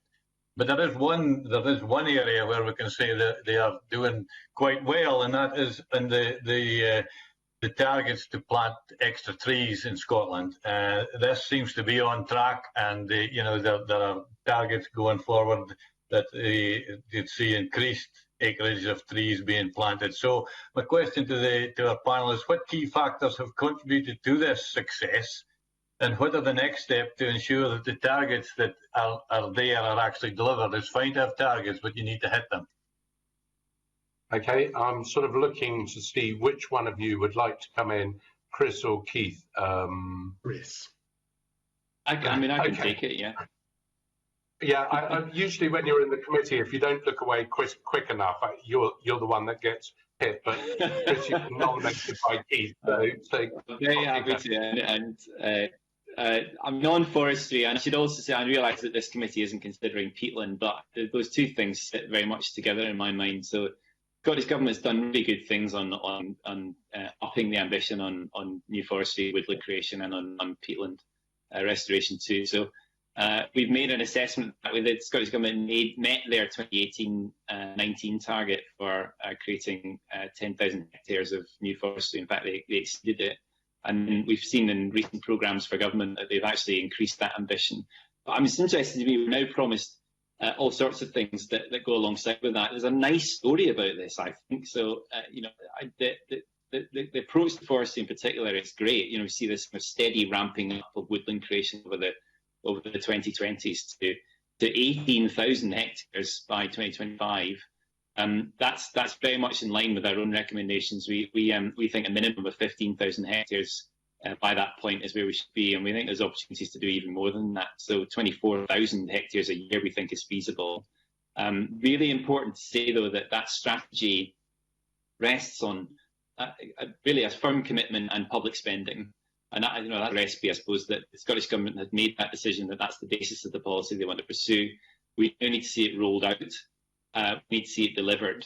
And I would just add one further thing is that although I speak from the Climate Change Committee, and my interest, of course, is in carbon and how much can be stored in woodland in the future through these commitments, it's really, really important that we don't forget about nature along the way and biodiversity. So the kind of forestry that we're creating should be in tune with nature and in tune with the environmental conditions in Scotland as much as possible. That typically means that some of the species of tree that we need to grow are not going to be those fast-growing trees that we typically see used for timber and used for rapid carbon storage, if that's your angle on it. So those things tend to take longer. That means getting strategy in place early is a good thing. Scottish ministers have really to be congratulated for getting that right, I think. So lots of praise from me on the forestry stuff. I think we could go even further on it, and I'd love to see a successful rollout right through the 2030s alongside all of this. Peter. Yeah, I was interested to hear you were saying we need a mix of trees. I absolutely accept that, and it shouldn't all be fast-growing conifers. But there is a but there. The UK is the second biggest importer of timber in the world, so there's a need to fill some of that gap. But there's also a need to we have a milling industry and an industry that supports many jobs. Transforming that timber into planks and things that we can build houses with. So a mix is fine, but let's not forget we have a need for an industry that actually meets a huge need for timber products as well. That sounded like a statement. I don't need to. Yeah, well, a comment back would be useful, Chris. In response to that, I firmly agree, and it's really refreshing to hear that, because often the discussion in the green community is about the dangers of growing these trees. And I think there is a market for timber, and of course, if as me you're steeped in the climate issues, then that timber which we use in construction is a brilliant store of carbon for a very, very long time. So it's a really good way of removing carbon from the air and storing it somewhere safely. So yeah, I agree. Yeah. We should be doing as much of that with indigenous production and domestic industry as we can. And there's huge opportunity to do that. And I think one of the reasons why we've been able to ramp up these woodland creation targets and strategies is because the capacity to do it in Scotland is there. There's a capacity in the people working in that sector, and there's the willingness to do it and the land to do it as well. And I just go back to my earlier point. I suppose the one thing I might add into this, I should be overly optimistic about absolutely everything when it comes to forestry, is that it does rest ultimately on that strategy of straightforward public spending. I think there's an interesting question of whether you might encourage new woodland creation, new timber creation on what's presently agricultural land through more market-based mechanisms. And actually, some of those things don't need to be paid for directly through public spending. You can imagine a world in the future where, for example, the farmers are rewarded for growing that forestry with taxes on high carbon use, so fossil fuels, particularly in a sector like aviation. Now, we haven't got all the components for that there yet, but in the future, I think we can imagine that would take place. So you can imagine that kind of more market-based approach to creating that new woodland could be there if the conditions are right. That's another clue that the story on agriculture and land use change isn't quite right yet. Okay, thank you for that, and thank you. I'm going to go to John Finney now. John, you've got some questions you'd like to ask. John. Thank you very much indeed, Convener. Yes, and they have already been touched on, so I'll try and wrap them a bit together. Chris, you talked earlier, we've talked repeatedly about targets, and the anticipated emissions reduction for agriculture is significantly greater at 24% than the 9% set out in the 2018 plan. It's just a very simple question. Is this level of ambition sufficient and achievable, please? I mean, it's certainly sufficient. Whether it's achievable is much more debatable. And if I can maybe now's the time to make this some general criticism of the climate change plan, it's not just when it comes to these topics. That what we see here is partially a modelling exercise. So we've got a model in the Scottish Government that has failed actually to achieve the 2030 target that Parliament has set. And what we've done is kind of add in off-model a pro rata allocation of further emissions reductions that the model couldn't generate to the various sectors to get to the 2030 target that Parliament has set for them. Now that is, to use a modelling term, suboptimal. So clearly there's something there that is demonstrating how hard it is to achieve the targets that Parliament has set. And my related point is that you've got this modelling exercise almost completely removed from the policy exercise in this document. So I am not clear at all about whether the policies and the proposals that are contained in this document are there to deliver the emissions envelope that you see in the final annex of this climate change plan, or whether those two things are actually very separate. There's nothing in this report that tells me the answer to the question that you've just asked me about whether the policies are sufficient or not, because I can't tell you what the emissions reductions associated with those policies and proposals proposals is. So there's all sorts of things here that lead me to be dubious about the achievement of the objectives here, and it's particularly the case for agriculture. So the pro rata allocation of extra emissions reductions didn't happen to the agriculture sector. I don't know why, but presumably there was a ministerial discussion about what the ministers were prepared to accept there. And we don't have, particularly in agriculture, a set of proper policies developed and implemented that would allow me to say with confidence that we can achieve the ambition that you see in the emission reductions that seem to have been allocated to the sector. So all in all, that speaks to me that actually quite a loose plan, one that doesn't give me great confidence that we're going to achieve that fall in agriculture emissions of a quarter over the next 12 years.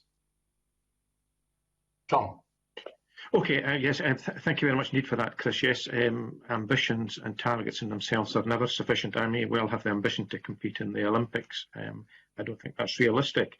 And I want to drill a bit further, because direction of travel for forestry is good, but as you may be aware, there's a production slump that nothing can be done about that's heading our way. So with your mention of the 2030s, I just wonder if you could comment if you believe that it's achievable in terms of the resources, particularly, I don't know if you're aware, there's the age profile of harvesting operators is a challenge, and as has been touched on, there's issues with supply chains and markets for wood, and indeed land availability. So can you comment on these factors and how they might impact on the target increase for forestry, please? Chris, I'll bring you in, and yes, Keith, if you want to come in at any stage, let me know. Just give me a wave and I'll bring you in after Chris. Chris. Yes, I can comment on that, and just to say I don't think you should do down your Olympic ambitions. We can all aspire to greatness. The plan here for forestry is entirely achievable. I mean, I think it's entirely in line with that. And what tells me that's been thought through is the steady increase over time. So the capacity, I think, can be there in the sector. You're absolutely right that there is a deficit of skills, but that's an employment opportunity that we can grow over time. That rests ultimately on enduring, and these targets enduring beyond the duration of this plan. We've got good targets out to 2025 here. We need to understand what they look like right out to 2032 and beyond. And I think that will give a solid basis for recruiting into that sector, for growing the skill base there.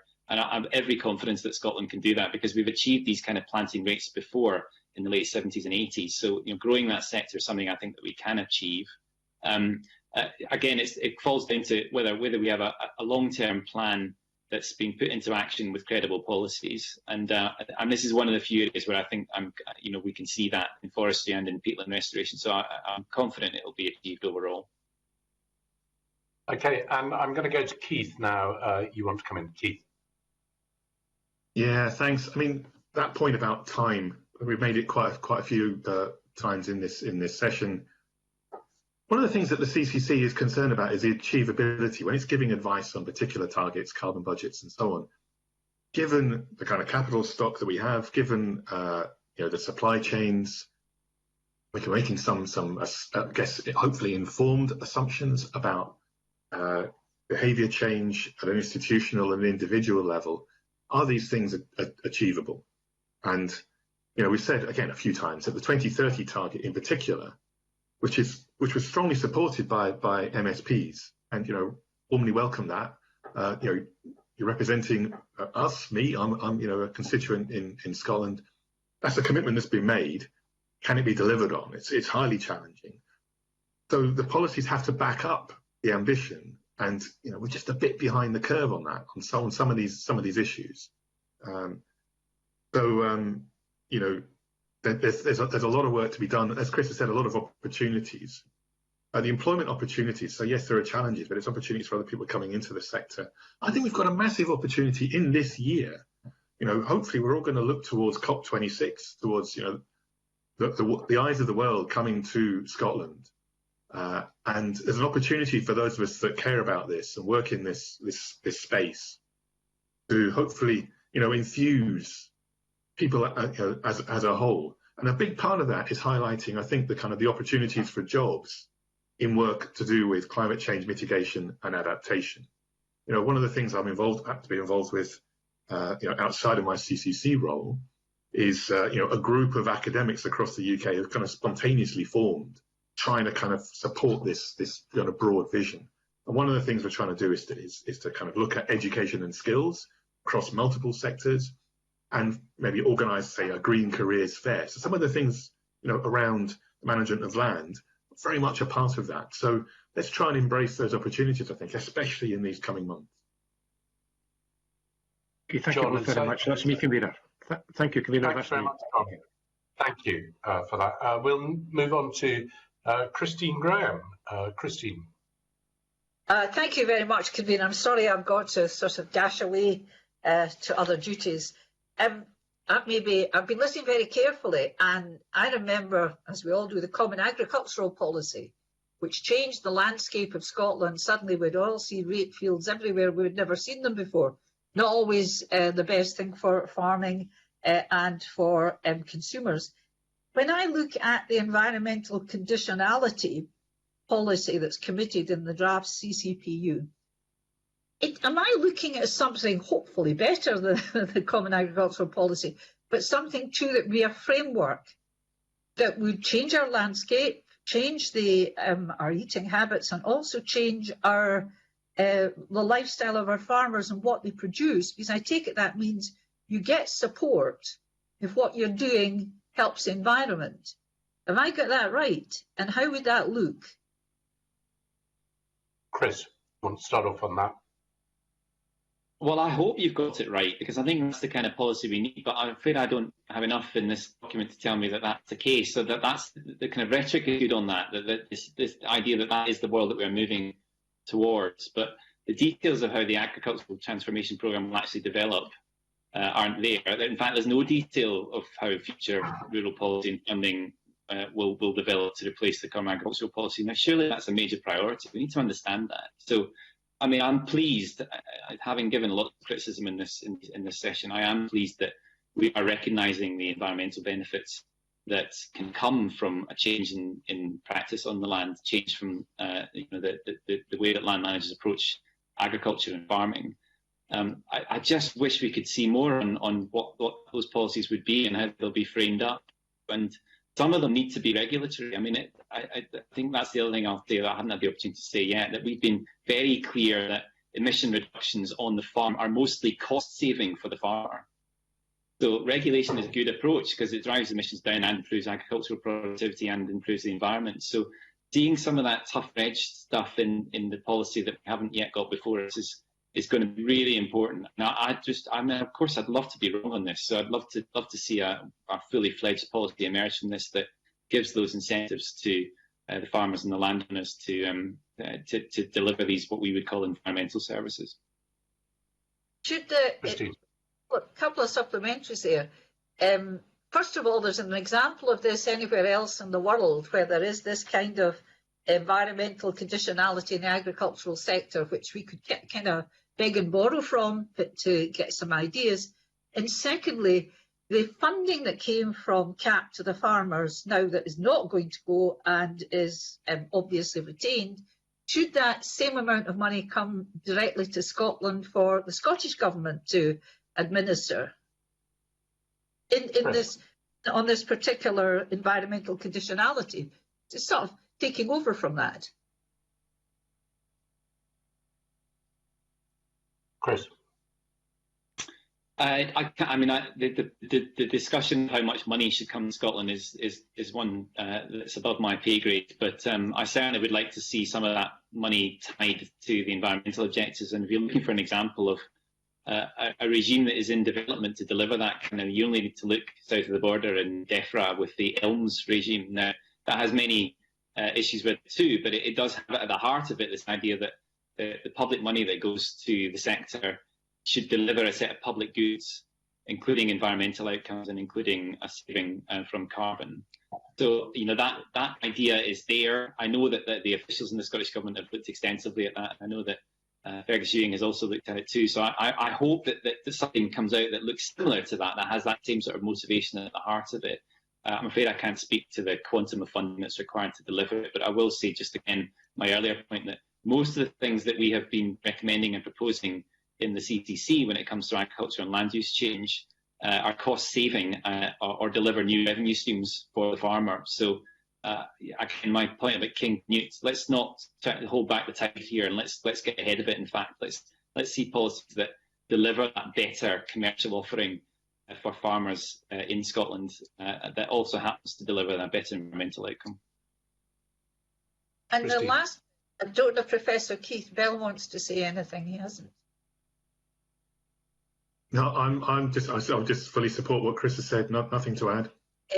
Well, the other point, the last thing was, and again interested in this, and you know, I'm on the side of the Scottish farmer here, is that if we move towards a reduction in, say, meat production, I'd be very concerned of imports coming in, and will come in anyway. Should we be looking then, if we go down this route, at tariffs for imported meat? Chris. Yeah, I think it's one of the suite of tools we could look at. It's not just in this sector, but across the many sectors and industry sectors that we have in Scotland. There's this idea that you could have what's called a carbon border adjustment, so basically a carbon tax at the border. The EU is thinking about that now, so high carbon products would be taxed more highly if they're imported, and that would include some meat produced in other countries. The question of whether that tariff should be applied is more than just a climate policy question, but I can tell you it would certainly have an impact, and I think it should be, you know, in the toolbox when it comes to think of the changes ahead. I don't think it's necessary. I think you can imagine a world where, in fact, we're clear with the policies that we put in place and the advice that we offer to consumers that they should consume homegrown food and homegrown meat because of its low greenhouse gas emissions associated. But you know, that I definitely think a trade policy alongside that would help.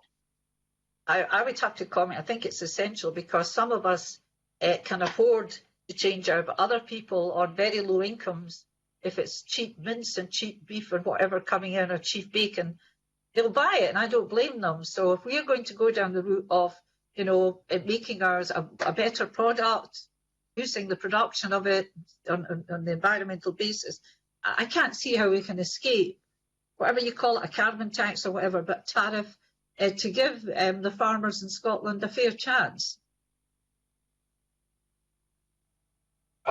Chris, is that... a comment, really, rather than a question. Yeah, okay. so it's amongst the suite of things that we recommended. I'm basically I agree with the premise of your question. Thank you very much, and thank you both. I'm going to have to take my leave now of the committee convener. Thank you for your indulgence. Okay, thank you, Christine. Chris, just before we move on, there's a supplementary from Peter, but I'd like to ask a quick question to you. Is that I think the new farming policy has to be laid before the Scottish Parliament by 2024. That was the agreement in the Agriculture Bill. Do you think that's 3 years is away? It's quite a long time to wait if we've got an urgent climate issue to deal with. Chris, do you want to answer on that one, please? Yes. It's as simple as that. I mean, we see some progress in policy development here. But the progress that we see in this plan is mainly about consultation with advisory groups. There's the Farming and Food Production Future Policy Group, which has been tasked to look at better policy recommendations, but you know, that again, that's just kicking it out a bit longer. There's an interesting thing done on suckler beef, which has some good recommendations within it, I think, actually. But again, that reported last year, but it's not going to be implemented for some time. So you know, we're just standing time really on a set of issues where for more than a decade we've been saying that voluntary approaches have not delivered the impacts that we need to see, and now we see an upping in the ambition to cut emissions, with no real sense of what policies are going to deliver that. So again, I'm very dubious this is going to deliver the changes in emissions that have been proposed in this plan. It does not, in my view, represent a meaningful strategy for cutting agricultural emissions yet. So waiting to 2024 is a little late in my book. Okay, I'm going to bring in Peter Chapman, and then I'm going to probably go to Keith. So Peter, you want to come in? Yeah, I mean, convener, it's speaking more as a farmer than an MSP. I mean, I recognise the frustration that Chris has just highlighted there, the frustration at the lack of a policy going forward for agriculture. 2024, in my opinion, is far too late, and I've been saying that for many years, as you're well aware. I mean, the only thing I would say is that many of these issues are good for the environment. They're actually good for agriculture as well. And farmers are ready for change, but they need the lead. And the lead is sadly lacking. So I just, it's more a statement than a question, convener. But I just recognise the frustration that's there within the industry and within the two experts that we have today. And I'll leave it there. Thank you. And yes, there's frustrations on statements as well. But Keith, you wanted to come in on that. So Keith. I mean, it's just to sort of repeat what we've said already about frustration with delays. I mean, the questions really need to be asked about why some of these things are so slow. So I warmly welcome your committee's scrutiny of the government and holding them to account on this. And I think that's one of the things to be uncovered. The CCCP update does represent increases in ambition, and that has to come to comply with what has been legislated. There are, in various areas, policies that are set out that we can be pretty confident will deliver, but as we've said, in many areas there are not. The diligence has got to increase on this, I think, and we're just looking for some answers to some of those questions. Okay, thank you. We'll move on to the next questions then, if we may, which are from Finlay Carson. Finlay. Thanks, convener. I know you've touched on, Chris, how peatland and agriculture and land use are very much integrated, but this committee is more focused on agriculture and land use sector. But it's important to try and appreciate what's achievable. As John Finney said, I would like to have competed in the Olympics with that, and that might have been an ambition, but it was just not achievable. And we've seen that to some extent with the peatland, with targets of 20,000 hectares a year, and it's only hitting 6. But yesterday we heard that there may be moves to look at how we can get more from fewer hectares. So that might be the same when we look at forestry. So what I would like to ask is, we've got a target which at the moment is mostly softwoods, and that helps to try and deliver to the timber industry, which it's calling out for timber at the moment. However, despite the fact that we know that the forestry sector can capture something like 9.5 megatons of carbon dioxide, we tend to use broadleaf native species, but it would appear that there's still an emphasis on So do you think there's that you would expect an update where we could adopt forestry would be better, lacking an ambitious mix of forestry? I don't know if it's just me or if your broadband and everyone else is struggling. I am struggling to hear your question. I got part of your statement at the beginning. Try again on a brief question, if I may, Finn.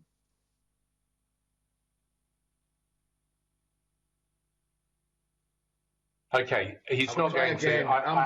Has the plan updated?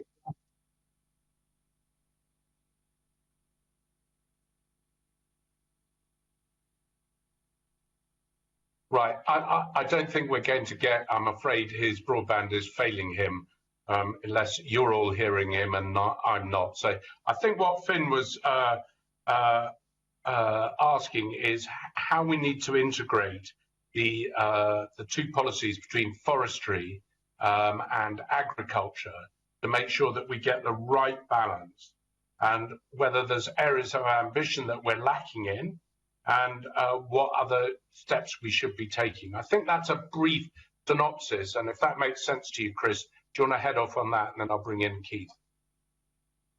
Yeah, so you mentioned in the question the need to integrate, and I think that's absolutely right. So there's a promise of a regional land use partnership in the climate change plan update, which I think is very intriguing. I don't know quite what's planned there, except that it's going to bring together government and landowners local communities and intriguingly stakeholders. So that it could be anyone really, but that also is really worthwhile, and I think we need that kind of thing. But again, it's one of these things that we're not going to have a regional land use framework developed now until 2023, I think, is the date we've got in there. So how are we going to come together to understand how land use is going to change? Is essential question I have as I read this plan update.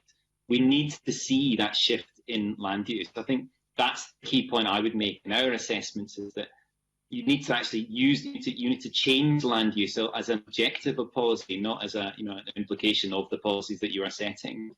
And we don't really see that here. But I'm excited about the idea of there being a better land use strategy and a regional land use partnership and a framework with it. I think that might well be a good way of opening up this discussion, because we're going to have to see agricultural land used for new woodland creation, also for restoring peatlands. And I'd like to see it'd be nice to be able to eyeball the plan to do that. So that again is something it seems we're going to have to wait for a few years to see. But I think that idea of coordinating through that framework is a good one. Okay, Keith, do you want to come in on that? Yes, please. I see an analogy actually in this sort of level of coordination with what has been talked about in the energy sector. So with local energy plans, so trying to take account of the diversity of different uses of building stock, of access to different forms of energy. There's been a pressure put on, or a request put to local authorities as being the kind of parties that should have the best understanding of those conditions, and who are also kind of democratically accountable to people in those areas, should be representing them, should be consulting with them. So that stakeholder bit comes in very strongly there, to develop these plans and to develop them in a credible way, and then to work with providers of different services, network companies, etc., to move them forward. There's an analogy there. I think, who are the best people to take on that coordination role? This is maybe the big change from the recent past, maybe the last 20, 30 years, where there's been leaving things alone, lets things somehow emerge, individual policies and market drivers to kind of bring about outcomes. Instead, the recognition that there is a degree of coordination that's needed. There's a need for, again, data, understand, what the land is like, what condition it's in, what it might be used for, and then add up and understand what the total mix would imply. But that point about stakeholders is really important. That has to be kind of supported most broadly. So who are the right people to do that? As Chris says, it's an intriguing idea. Maybe there are some parties that might already be in a reasonable position to do it. The fact that there aren't is a huge, if that's the case, then that's a huge gap that needs to be filled. Okay, so Finlay has also added a question which he would like asked, and I'll see if I can get it right. Basically, he wonders if there's a weakness in the forestry proposals, which is the difference between maximising carbon capture from encouraging planting of more broadleaves, which perhaps does that, and the industry needs for more softwoods, which perhaps probably doesn't do it so well. Do you want to briefly answer that, Chris? And then I'm going to go to Stuart Stevenson. Chris. I confess I haven't looked at the detail, but what I can say is that in our own assessments, we are not assuming that it is all softwood and quick, rapid production trees, rapid growth trees that will deliver the carbon sequestration we think we need across the UK. So we've allowed for native species that typically take hardwood species that typically take longer to grow in our assessments, and I think it's good to have that in there because they typically bring greater biodiversity benefits, greater benefits to nature, greater immunity to people who use forests as well, once they're created and grown. So, of course, I'd like to see that, but I confess I don't know. I can't make a critical appraisal of whether the current plans for forestry deliver that. Okay, I think the concern is that we are going more towards softwood, having had a lot of hardwoods planted in the previous years, which has led to a lack of the industry having trees available in 2035. So I think that was the point of the question, and I apologise, Finlay, if I've got it wrong. Stuart Stevenson, over to you. Thank you, Convener. I have two questions on only slightly connected subjects, but just to save time, I'm going to ask them together. The first one is that there is a mention of bioenergy in the updated plan, and how important is that? Now, a little bit of my own thinking on this is I look at the UK's biggest thermal power station at Drax, which is now using a lot of wood to burn as a bioenergy source, but I understand almost all of it travels from the other side of the world. So, you know, is that a huge risk, and is it simply worth doing, or is it just greenwashing what's going on at Drax? Now, my second slightly related question is just what the role is for blue carbon. Now, my constituency has a pilot operation at St Fergus, just north of Peterhead, which is basically using gas from the North Sea to produce hydrogen, which gets pumped into the gas network, as one example. So what value is there on these two things? I'm not sure which of you would wish to start with that, to be blunt about it. So it's maybe a hand up time. Or look the other way time. But Keith was up very quickly, so we'll go to him. Keith. Thanks. I'm just a bit conscious I've left a lot to Chris, but then he's better informed on many of these things than I am, to be honest. But energy ought to be something I am informed on.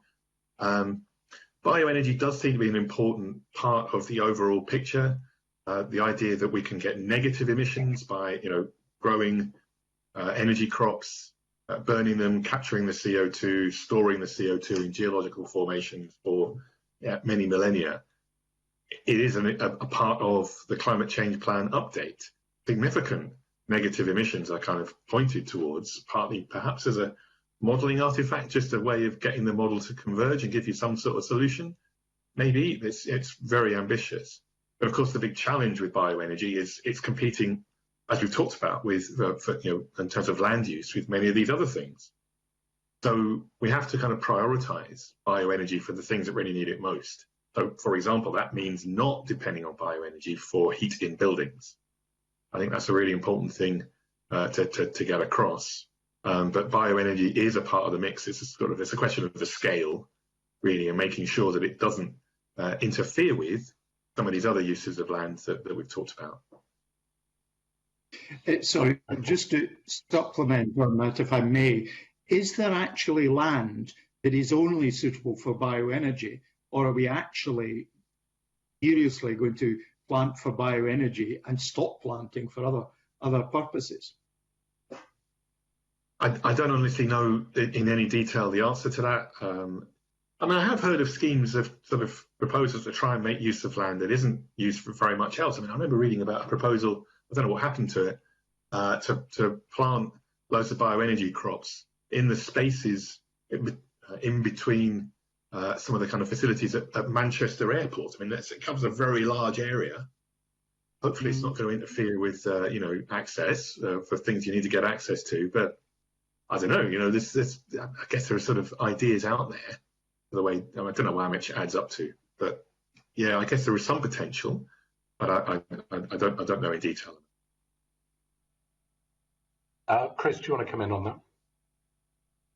Yeah, a few things to say on that. Firstly, I think there are some crops that show the potential to be grown on what would otherwise be barren land. So, that's an interesting development. And crucially, in our assessments, we are not in any way constraining the supply of food by suggesting that we should be increasing bioenergy, biomass for bioenergy purposes. So, I think there is, going back to my earlier point, there is enough room to deliver a whole set of services that are not presently being delivered from the land, including the growth of bioenergy crops, and that is a new revenue stream for farmers that they may well be thankful of.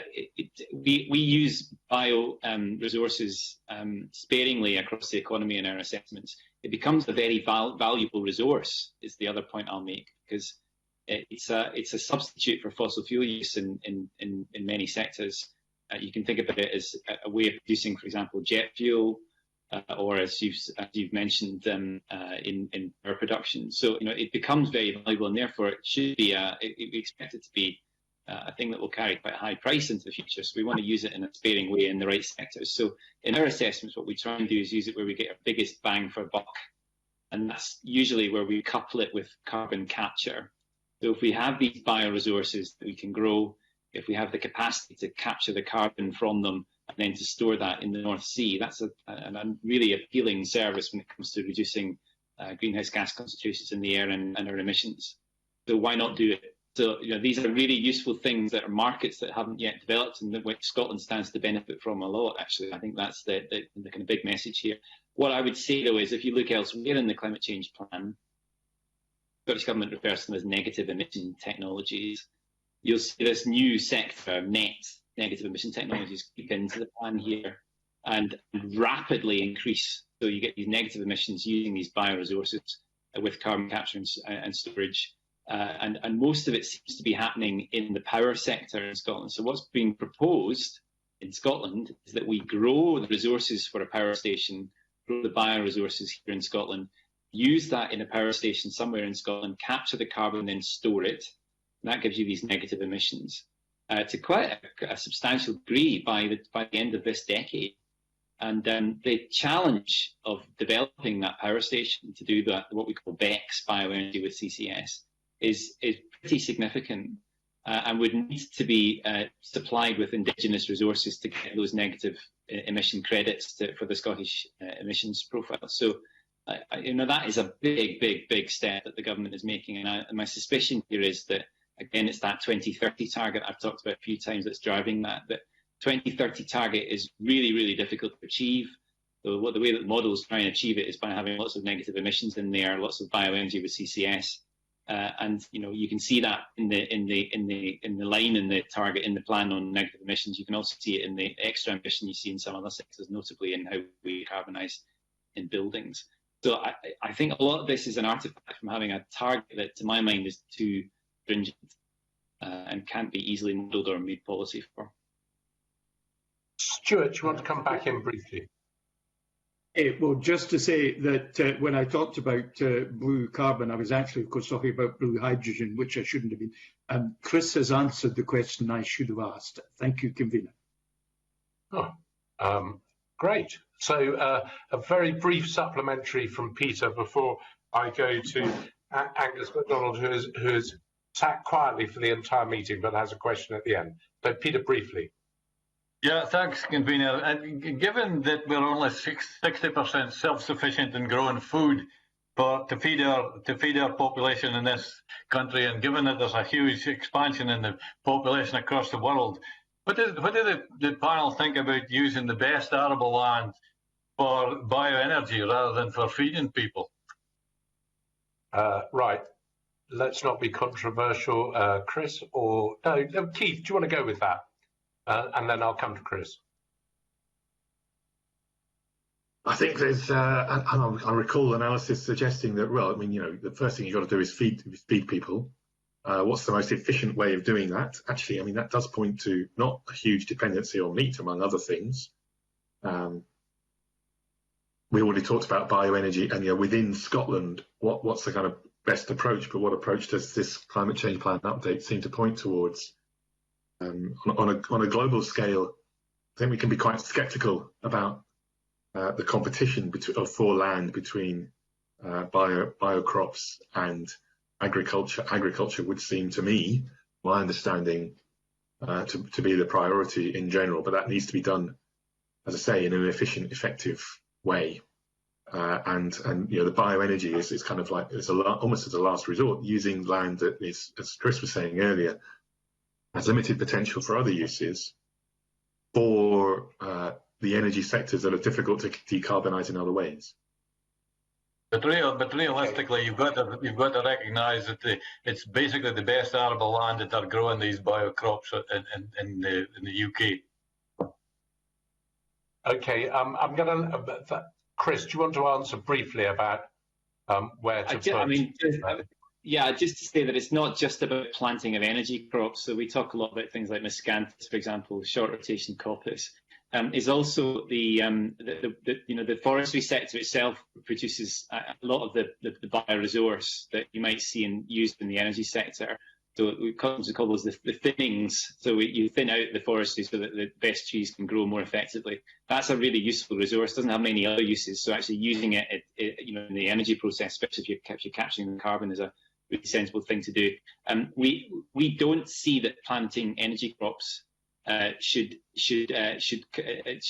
compromise our ability to deliver the food that we need to deliver and supply to people living in this country. So I think there is room to do both.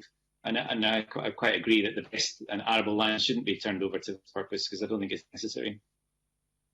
Okay, and I'm now going to come to Angus. Angus, you've been very quiet. Now's your chance. Okay, thank you, convener. I may have been a quiet, convener, but I've been listening intently to a fascinating and very useful session. Thanks for your indulgence, convener, with regard to the time constraints. Chris and Keith may be aware that the Parliament's ECLR committee, which I also serve on, recently published our report on the green recovery from COVID-19. And we identified a number of recommendations, and I'll give you just a couple of examples. As part of our route map to green recovery, we need detailed long-term plans for agricultural policies to be brought forward, which has already been touched on today. Additional resources be provided for enhancing advisory services, including the provision of free advice for farmers, crofters, and other land managers, which, as you know, convener, is going back to the good old days. Also, the work under the Strategic Research Programme should better align to advice provided to farmers and crofters, and regional land use partnerships and frameworks be developed into regional delivery mechanisms for new land use policies, as Chris has already touched on. And that's just a few of the recommendations. So some of this has clearly already been discussed this morning, but would you say that the current Scottish Government action, including the policies and proposals in the draft CCPU, maximise the potential of the agriculture and LULUCF sectors to play a role in green recovery from COVID-19? So, Chris, do you want to start off on that? Well, it's probably not going to be a surprise given the tone of my comments so far that I don't think it is. No, I think that we're certainly not anywhere close to the kind of optimal set of policies or an optimal plan, I suppose, for the future. In particular, that issue of the management practices on the farm improving and the need for better advisory support for that. I don't think yet. So we've got lots of evidence of a large gap between, in particular, the best and the worst performing farms. Big distribution in yield rates from those farms, and that's not a climate issue, so that's something that I think we need to tackle, irrespective of soils and climate. So better management practices generally is something that I think policy could focus on. A lot of that is promised in this plan, but again, my earlier comments, we just don't have the detail on how that's going to be rolled out. There's some quite promising suggestions about what could come next, but it seems to be that we'll have to wait for a few years to see the policies to deliver those things. So it feels a bit like we've kicked the can down the road on that. And of course, then we lose the opportunity to do some of this skills retraining and employment support during the pandemic as we come out of this into economic recovery. So I think that is a missed opportunity, actually. We should be thinking about upskilling that sector now, so that we're not waiting to 2023 or 2024 for a new policy to come along. We're actually thinking of that now as firmly part of the package of support for the Scottish economy as we emerge from the economic impacts of the pandemic. Okay, Keith, I'll bring you in and then I'll come back briefly to you, Angus, if I may. So, Keith, do you want to come in on that? Yeah, I mean, those recommendations, I wouldn't disagree with any of them. And again, it's back to the question of time and the impetus to get moving on these things. The whole kind of reskilling and upskilling agenda to kind of hopefully recover from the economic impact on individuals from the pandemic is really, really important. But it's not actually a quick win, I don't think. It takes some time to get the college capacity there, and for students to be encouraged to come along, you have to understand where they're coming from, what the kind of financial impact is on them, and that they've got confidence that the jobs are there that are going to make use of their new skills. So this has to be developed in a strategic way. It's absolutely essential, but it isn't necessarily a very quick win. but we do have to kind of facilitate these kinds of longer term changes to the economy. I think other thing you touched on, I think in the recommendations, was research. I think so. Part of my day job is as a university academic, as a researcher. I think there are definitely improvements that could be made to the way the Scottish Government procures research to inform its decisions and to support different sectors of activity in Scotland. It seems to be, my experience, really quite short-termist. Not always. I don't always get the impression that the people procuring individual research projects see the bigger picture or see the value of research in the longer term. So I think there are definitely improvements that could be made there as well. Touches on, again, a lot of the things we've talked about having better information and data. Okay, Angus, back to you. Okay, thanks, Convener. Yeah, just taking on board what's been said. I mean, clearly, the enhanced advisory services that were part of the recommendation will go some way towards enabling upskilling and reskilling. And I think the salient point there was that it has to be free, so that nobody's disadvantaged in any way amongst the farming and the crofting community. But that's it, Convener, from me. Okay. Do you want to just comment finally then on that, Keith, on it being your services being free? Sorry, Keith. Yeah, I mean, obviously, we have to make sure that the budgets are correct to give access to educational services. That what the financial implications are in the short term. The provision of grants. This is something that has to be thought about. It does have an impact on the Scottish Government's budget. And of course, it's competing with other things. But in terms of investment for the longer term, education is absolutely fundamental, and making sure. And it's not just about university level. It's FE colleges, agricultural colleges, and so on. None of these things can be forgotten about. Investment in it for education, for future skills and people's ability to kind of determine things for themselves is absolutely essential. Okay, thank you. That brings us to the end of our questions. And if I could just say thank you very much to both Chris and Keith for your input this morning. I have thoroughly enjoyed listening to all the points that you've raised. I've also found it incredibly informative and actually quite a call to arms across a lot of industries for things that we need to do. And I'm sure the rest of the committee have as well. So thank you very much. As I say, it's been very useful. We are going to have to move on to legislation matters. So do by all means leave as we move on to that. So we move on to the second item on the agenda, which is consent notifications in relation to two UK statutory instruments as detailed at item 2 on the agenda. These instruments are being laid in the UK Parliament in relation to the European Union Withdrawal Act 2018. Following the issues are brought to the attention in our papers, firstly in relation to the Control Temporary Measures COVID-19 Amendment Regulations 2021. Now, the Scottish Parliament is only being given 3 working days to consider this notifications. The reason given it by the Scottish Government for the urgencies are that it only received a draft of the instrument from the UK Government in recent days, and that the UK Government intends to lay the instrument on the 21st of January 2020.